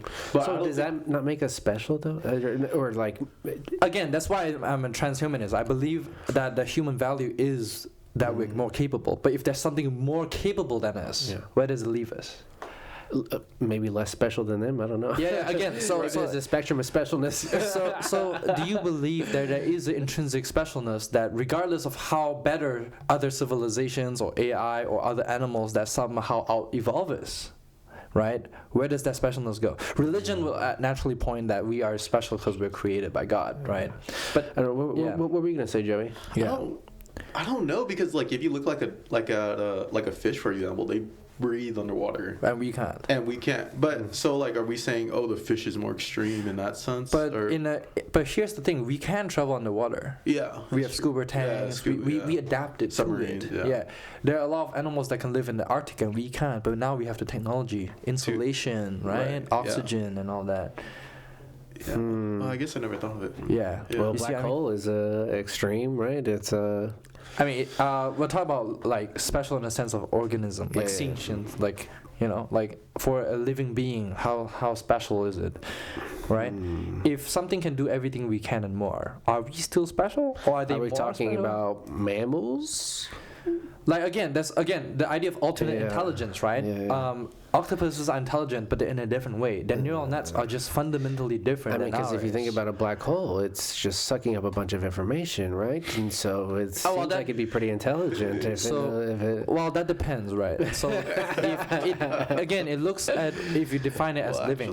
Yeah. We're looking at living organisms. I see. Well, who's to say the universe isn't a living? Yeah, what makes something living on something Again, not that goes living? back to our definition, That's our right? life? Yeah, Yeah. definition of life. So if What would you say is the definition of life, Joey? the meaning to life? I don't think there is a meaning, honestly. No. not just definition. Like, what is of life? Life. I think like reproduce. Like that's what life is. If you're Okay. able to reproduce. Like, That's definitely in one One a of part the of the definitions. Yeah, definitions. we yes. saw that. We looked at different definitions, NASA definitions, biology, what does NASA say physics. it is? Say So- it What does again. NASA say? Oh, here, life I'll pull it is? up. Let's pull it up again. Again, we think that. Here, let me just let's duplicate this and then go back to my. Don't dox yourself. What's that? Was that? I said, don't dox yourself. Let's see. What are the so NASA? I thought it was the second one. Yeah, Yeah, that's right right. here. So, life as a self-organizing, far from equilibrium system that maintains itself via energy flow and matter exchange. It's kind of intense, huh? I mean, it gets as specific as it gets, right? Yeah. So, So that's why we're asking, what do you think defines life? Because if you say anything that can self-replicate, viruses are alive. But Yeah, in a lot of biology textbooks, they say that they're on the edge of what's alive because they cannot self-replicate. They have to use other organisms to replicate. Right. They hijack other organisms' machinery to replicate themselves. well, I don't and if know, you think of okay, because apparently there's the idea that black holes are essentially creating more universes, right? The black hole universe theory. So is a universe In the universe. life? Because if it can self-replicate Again, yeah. using black holes, Oh, then it's Yeah. considered okay. So Yeah. again, so that goes back to definition. I believe that definitions and abstraction has its limit because Yeah. abstraction is essentially compression. You're trying to compress meaning into a word, and you can only compress so much. Right. Are you familiar with language entropy, natural language entropy? No. It's just trying to say that every word to some extent loses it changes information. the meaning. So when I say blue dog, what do you think? Some people will think the cartoon, the blue dog, right? Or bluey, right? Or but how do you know what blue I'm talking about? What species of dog I'm I talking thought about? of a person that's dyed their dog's hair blue. Yeah, again, you see different contexts, different ways. So when I say it's, there's always some level of vagueness to words or any form of symbolism. There's a limit to how much you can compress information. Right. That's what natural language entropy is. I'm just making sure he knows what. Yeah. So that's why definition, you can only define it so much. They are trying to define it as much as Specific, possible, as specific to minimize information loss Right. of context. But intrinsically, words are gonna have, I guess, that like what you say, like language entropy. I guess, natural like, language entropy. Right. It's like inherently, it's gonna be like the way the words I say, you're gonna interpret it differently than how I. Yeah. want it to. In fact, in Buddhism and Taoism, they say something. You know, Alan Watts, the guy who wrote a lot of the Eastern Western philosophy combination thing. He says that the menu is not the food, right? The description of the food is not the food itself. Yeah. It's not always what you see is what you get. You know. Have you ever heard of Alan Watts? Yeah. Okay. Yeah, we've talked about it. And also like Bruce Lee always quote this, but it's a Buddhist quote. It says, "When I point at the moon, you look at the finger is not the moon." You know, it's just a word is just like the finger. It points you to the context, the direction. Be Wata, my friend. Yeah. So in a weird way, I actually find it kind of interesting because he says that a word is like the finger pointing to the moon, right? It's trying to point you to the right meaning, right? Yeah. But in a weird way, now we've known that in machine learning context, a meaning is represented by a vector, which is pointing at a vector space. It's kind of, I just find it poetic. Okay, I just find it poetic. Yeah. But there's no correlation to that. So all of these things, right? Yeah. These optimization, learning, mentors, all the things that this thing that we've been talking about, right? Dopamine. Yeah. Right. It's sort of, to me, I think depending on where you go, like what direction you take with these things is dependent on the definition of what you think the meaning of life is. Like where you take it. I guess. So what to you, Joey, is the meaning of life? Yeah, again, right. Viktor Frankl and Friedrich Nietzsche, right? They said to survive or to live is to find meaning in life or meaning in the suffering. So what gives you meaning? Right? Some people's religion, some people's learning. I guess like part of it's like going through this school and all this and like, just going through it, right? Right. But like a lot of it's just, I eventually want to have my own family, have kids. And I guess like in a sense like extend that lineage, I guess, or like make sure my DNA is passed down in a sense. And maybe that's like I don't know if that's like what we're meant to do or like the meaning of life in a sense, but part of me thinks like, I think there is some like truth to that, and I think that's almost like why we kind of do anything in a sense, or like why anybody kind of makes money, or why anybody kind of wants power or kind of wants to achieve status. It's for ourselves and each other, but it's also in a weird way for someone that hasn't existed yet. But to me, that's still like I get what you're saying, and I kind of feel that way too. But at the same time, I don't, because I don't really feel like a kindredness with that, because just to be honest, I don't really want kids, right? Yeah, some people don't want kids. So some to people me, want to That's why it's adopt so kids. crazy when you told me that. To me, it just feels like an anthropic way to look at things. Anthropic. No, I'm just kidding. Right? And so that's why I think I sort of connect with what, and I've brought this up before, but I was reading this book, a fiction, a sci-fi book, right? And this, he came to the realization, because he was looking at humanity from afar. And these genius kids end up essentially like blowing up the universe. Okay. But what this like blowing up of the universe did is it created more black holes, and these black holes Created more universes. Okay. And so he saw the meaning of life, or the purpose of humanity was to create more universes so that this Could keep going.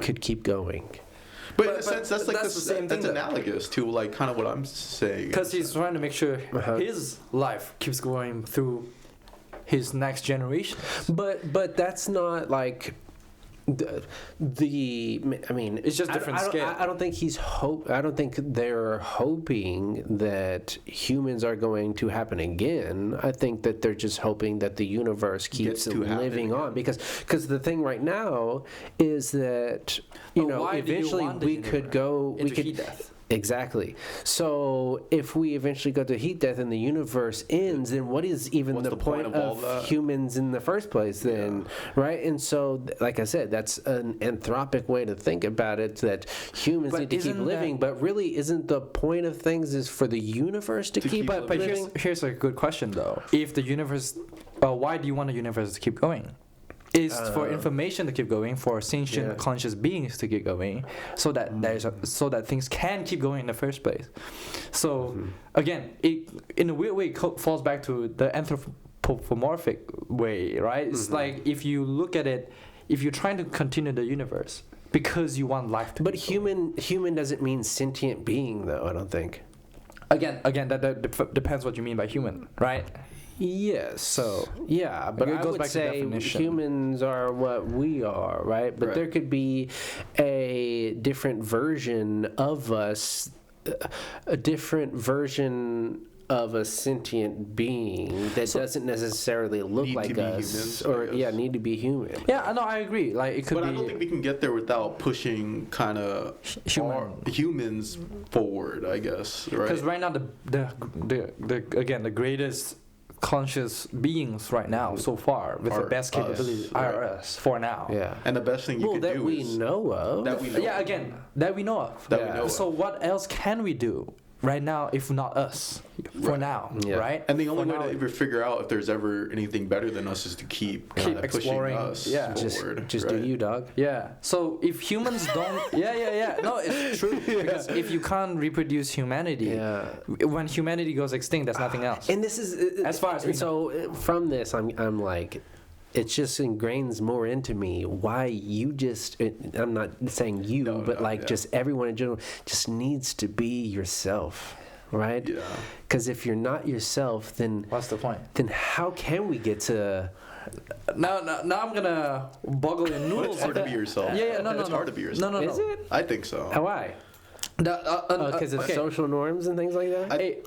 Well, let's finish. You go ahead. Write it down so you don't forget it. Yeah. No, but I think it's hard to be yourself. I think it's like you said, like social norms. Mm-hmm. I think you want to fit in. I think also a lot of it's like. Why do you want to fit in though? To give yourself the best chance to survive in a sense, right? Like or succeed, right? We all agree that you can't do it on your own. But think about this, right? We just talked about how, like, no matter who you are, right, you're always going to find people like you. Social creatures. So be just yourself. because you don't find kindred spirits around you doesn't mean you're not going to find them somewhere else. Right. And I think honestly, like after talking to you really and kind of seeing how you're unapologetically yourself has shown me that like, oh, you can be yourself and the right people will come into your life. Yeah. And you almost kind of like the lesson I've kind of learned a lot from you, especially like talking to you, this past semester, is realizing that like, oh, you should almost be annoyingly yourself, and you'll push the people who hate you for you, and you'll bring the people who love you for you, and in a sense like it makes it. It gives myself permission to kind of be annoying myself because I know that it will, like, the right people will come in my life. Yeah. That's the saying, right? Choose the people who choose you. Right. Mm-hmm. I forgot it's by who, but yeah, because I feel like you're just limiting yourself if you're not yourself. If you're not being yourself. Because, who's to say that the person you are when you're around, what if you're really meant to be an astronaut, right? Or what if you're really meant to be the person who cures cancer, right. But because you don't want to ostracize yourself in the small group you're in at the moment, right? It keeps you from doing that thing, discovery, you know? Okay. But I think a lot of it, I think after talking to you, it takes someone a while to realize that it's okay to be ostracized by that group. Yeah. You know what I'm saying? Yeah, I've definitely gone through some shit to, you know what I'm saying? to realize that, yeah. Like, it's okay to kind of be rejected from that group of people. Yeah. But I think it's hard to come to that conclusion that it's okay. Mm-hmm. But in this... that it's safe to do that. Yeah, that it's safe to do that. But also at the same time, though, like, I've been brute forcing the hell out of life. Right. Like I've just been like throwing spaghetti at the wall, trying to figure out what works for me. What sticks, right? Yeah. And in part the reason that I've been able to do that is because I've always felt like I didn't fit in. Right. And so I've just been doing stuff till you felt like you did. Yeah, exactly. Right. Exactly. So, I don't know what that is, right? I think there's something to doing hard things that unlocks that in you, because, like what they say, right? In the research that we've been going through, is that it seems like curiosity isn't something you're either born with or you're not. It seems you get curiosity from the types of dopamine circuits you have in your brain, right? And so if nature versus nurture, right?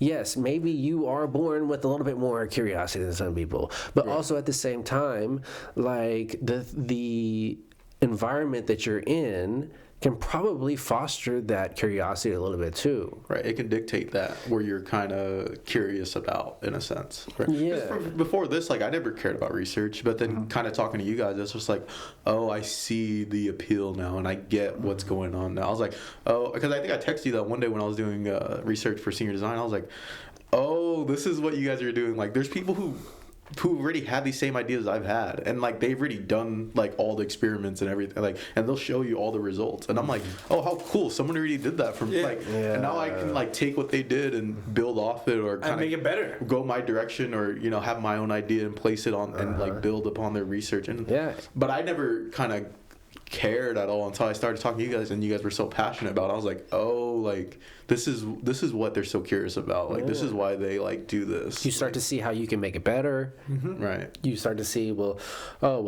maybe that person isn't as open with their data and code as they make out, and so you're just like, okay, well, whenever I go to publish, I'm going to make sure that that's easily accessible, right? Or I hated how this person did this, I'm going to do it this way. Yeah. Well, I even go through that with like just reading research papers, because sometimes I'm just like, man, I wish this had more personality, right? Now, I understand that there's like, some certain like, because of course you have to publish through a peer review publication and journals and things like that, but I kind of want to create a sort of database that where you can maybe be a little less scientific with your wording, right? Where you can actually show your personality in your paper, right? Because at the moment there is nothing that supports that, Right.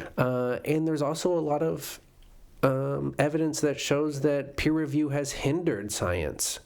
So, like it's so. Yeah, I think that. But I think it goes back to what you're saying, where you can like kind of dictate your curiosity in a sense, and the people you're around kind of have an influence on what you're going to be curious about. Mm-hmm. Yeah, and I think that's why it's the most important thing that all of us. The most important thing for us as humans to do is to figure out who the hell you are. And then find those people. And run with it, yeah. Because then those people bring that curiosity out of you and all that. Yeah. So I guess the real question we should be asking is, like, how do you get to know yourself, right? Like, really? Throw spaghetti at the wall, dog. So, that's what I wanted to say. Is that there's this neuroscientist named Bruce Hood. He says that growing up in childhood is figuring out what it means to be human, because I've heard this. In most cases you're a blank slate. In most contexts you're a blank slate. You're learning from scratch. But in other cases you're not blank slate. You already know facial recognition from the start. You already learning a lot of things. So. I'm just too hungry, man. No. I'm gonna write it down and I'll tell you guys later. I mean, so the real question is, what does it mean for you to be yourself? Right. How do you know what you want? It goes back to we talk about, right? Like, what do you want to do in life? Right. How do you know? That's the point. What he says is try things out. If you never tried, that's what I mean. You don't know if you like research until you tried research a few times, right? Some people are afraid of vegetables, dog. Of trying new vegetables. Like that to me is the craziest thing I've ever heard in my life. Like, oh, you don't want to try broccoli? Not even Sorry. that, just like food in general. I agree. That is a pet peeve of mine too. Just try it. You never know you liked broccoli until you try it. Right. Like, but that's everything. You don't know what you like until you've kind of dabbled sushi. into it. Some people are like, get that sushi away from me. I'm like, dude, I used to be that guy. But then I tried sushi and I was like, oh my God, I've been missing this my whole life. Or maybe finally try it. To be fair, I tried sushi a few times. I just don't like it. Really? But now you know that about yourself. Yeah. Well, okay, it depends which sushi though. Or maybe you didn't try the right sushi. Exactly. Exactly. That's what I was about to say. Right. So when you did research, like broccoli, maybe you haven't tried it roasted, right? Or haven't tried it on the grill, or you haven't tried it with cheese on it. Yeah. Again, sounds good. Yeah. Sounds good. Yes. So you just gotta do it. Do it until you find what's right for you. Yeah. Just try everything. Yeah. You have to, and that's something about like, and what is that? Is that courage? You need courage, like, but to me, it's like you really shouldn't need courage to try broccoli, right? I don't think it's courage, but I think it's more like wandering. I think it goes back to wandering. Like you have to kind of wander around and figure out, I hate this, I love this, I'm indifferent about this. And so that's why now I'm starting to think, because we've probably asked this question to all of our guests. I think we have, because this is one of the through lines, the things that I and Albert want to get to the bottom of is like, where does curiosity come from, right? Because man, we meet so many people who are just don't seem curious at all, right? But like people we talk to on here are like extremely curious, right? At least about something in some way, right? For example, you are curious about what makes optimization and productivity better, right? What makes so anyone has some level of curiosity on something, but where did that come from? Right. Yeah. And in fact, in my opinion, that curiosity could solve what Richard Sutton's talking about, the reward system. And why is some people's curiosity, like Professor Prather, right, Dr. Teo, Dr. Waters, why is it so insatiable, right? Like why do they just have like this crazy intense curiosity that seems to never die? Yeah, right. And some people oh man, I mean, there's well-known physicists now that are old as hell that are still doing physics, right? Still thinking about these problems that they've been thinking about for like 50 years, right? I feel like what makes them still think about it? I feel like it's something to do with inspiration. Boom. So yes, and so what I will say, and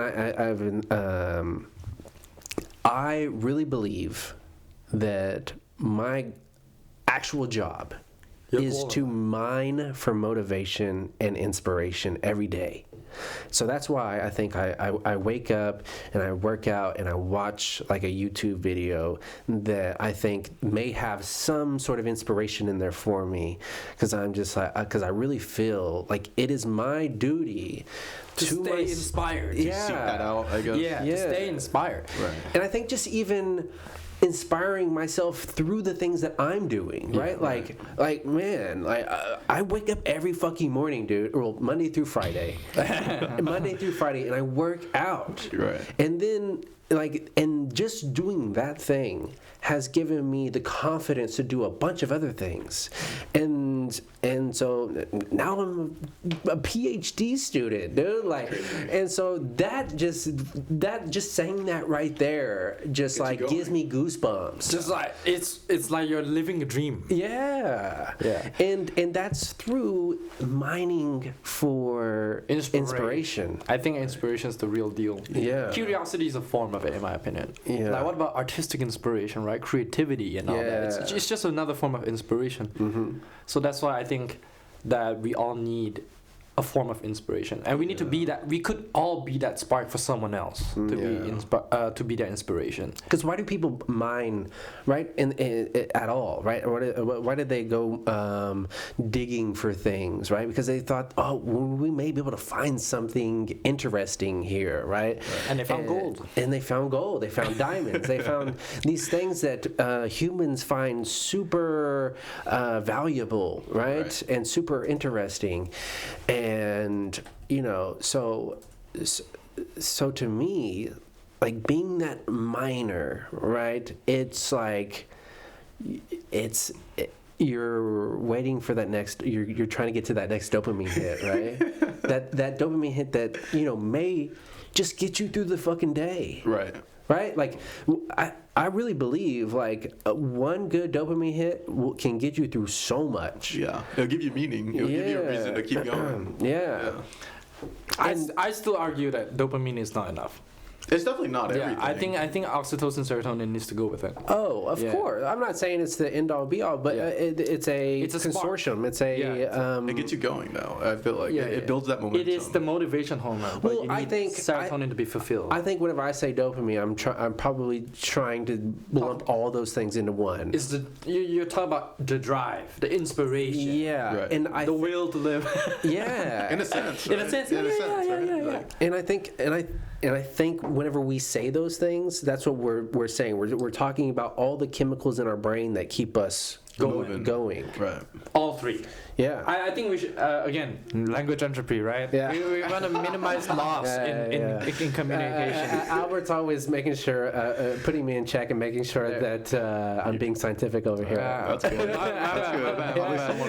I'm not saying it's a bad thing.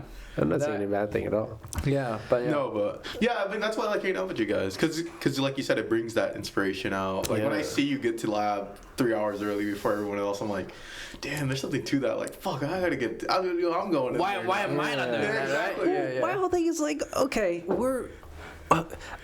we are on the journey to one of, I think, the most interesting jobs in the world, right? Like we're in one of the most interesting centuries. Trying to be engineers. So, what is an engineer, right? What is your definition of an engineer?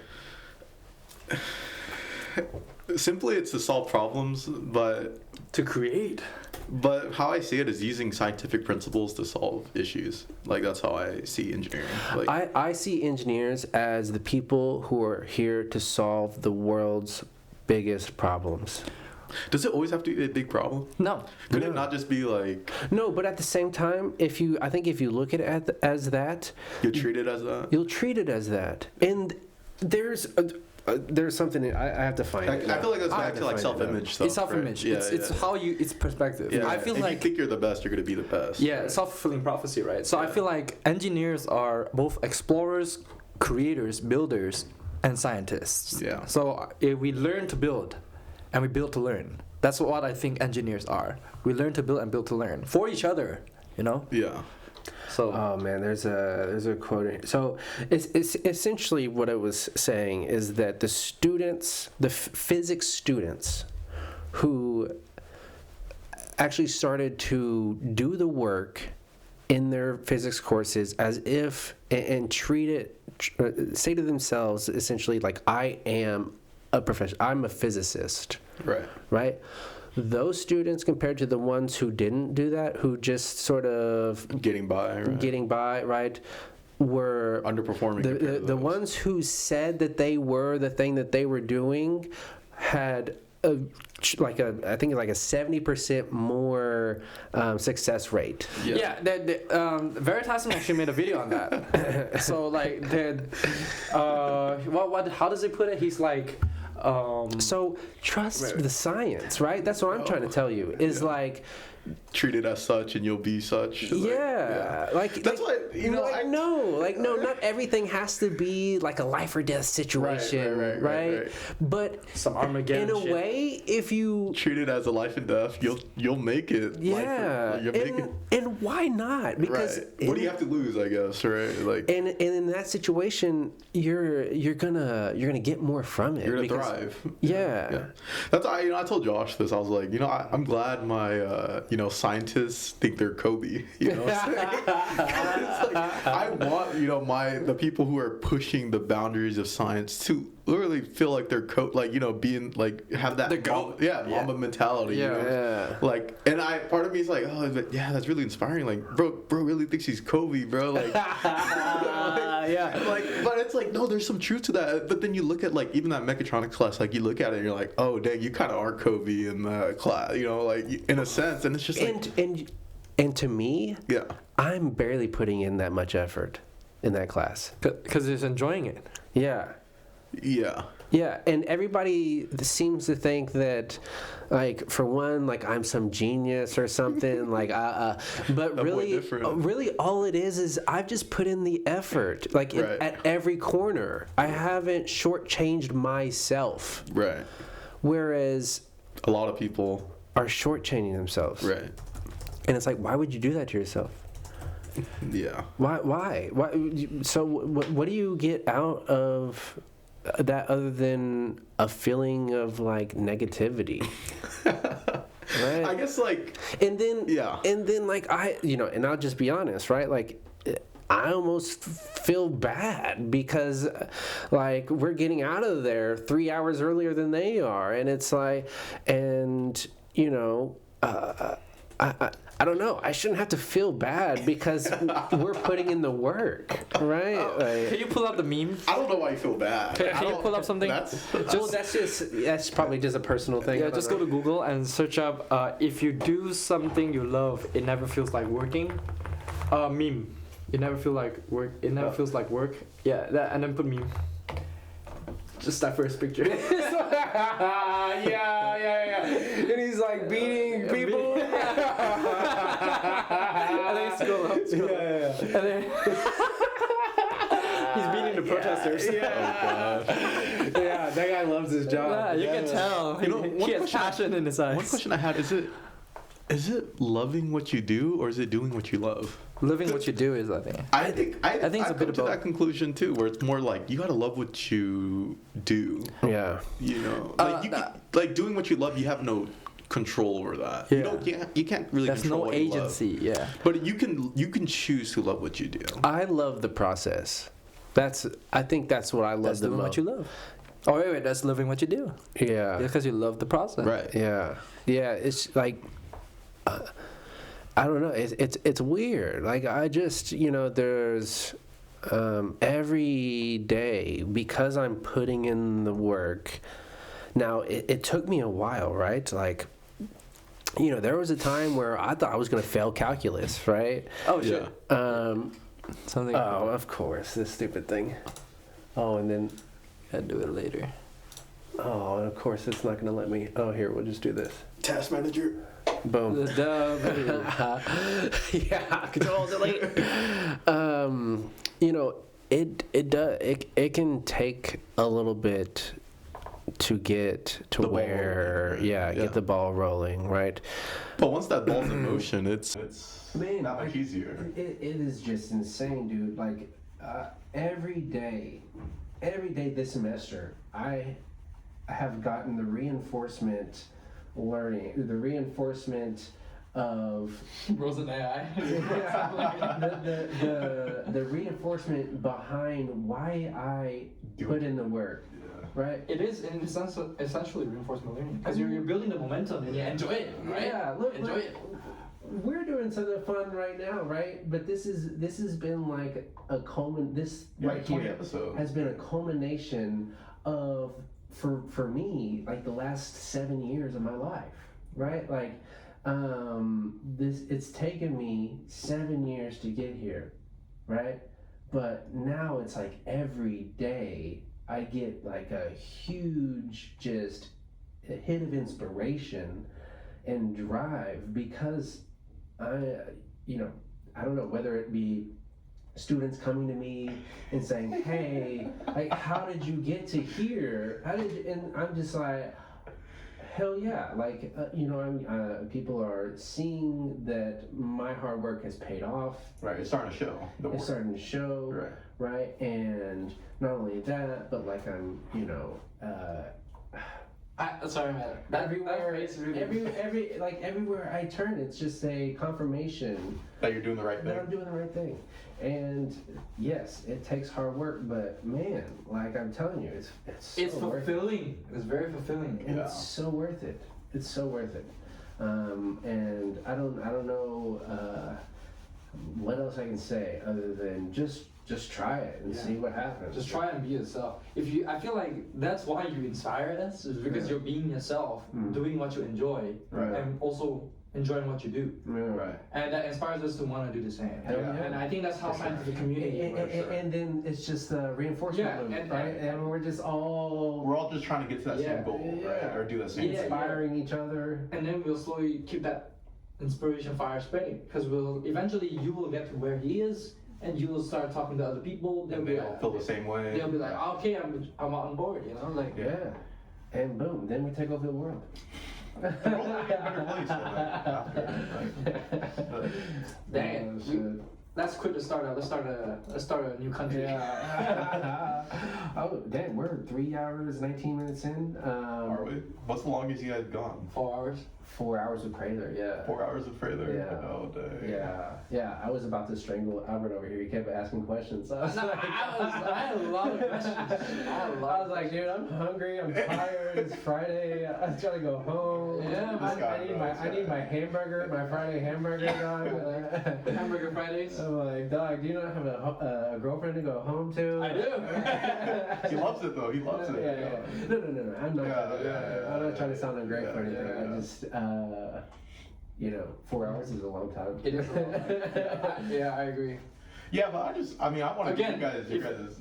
Sorry. No, again, the reason is 4 hours not long for me. Yeah. Right, but I think there's so much truth to that, and it's never been more clear for me until I kind of had these conversations with Josh. And I was like, oh, okay, like I see what's going on here. It never really clicked for me until we started, working together and just seeing you work and how you approached the work itself. And I was like, okay, there's an art to that. There's something going on here. And I also want to say, I think it's cool you guys are doing this thing, doing this podcast, having professors on. We love it, man. Having students on. I feel grateful to be here. I feel lucky to be here. Heck yeah. Well, Joey, I mean, you just you put yourself the right spot, the right time, and I got lucky. I think, so did we. Yeah, got lucky.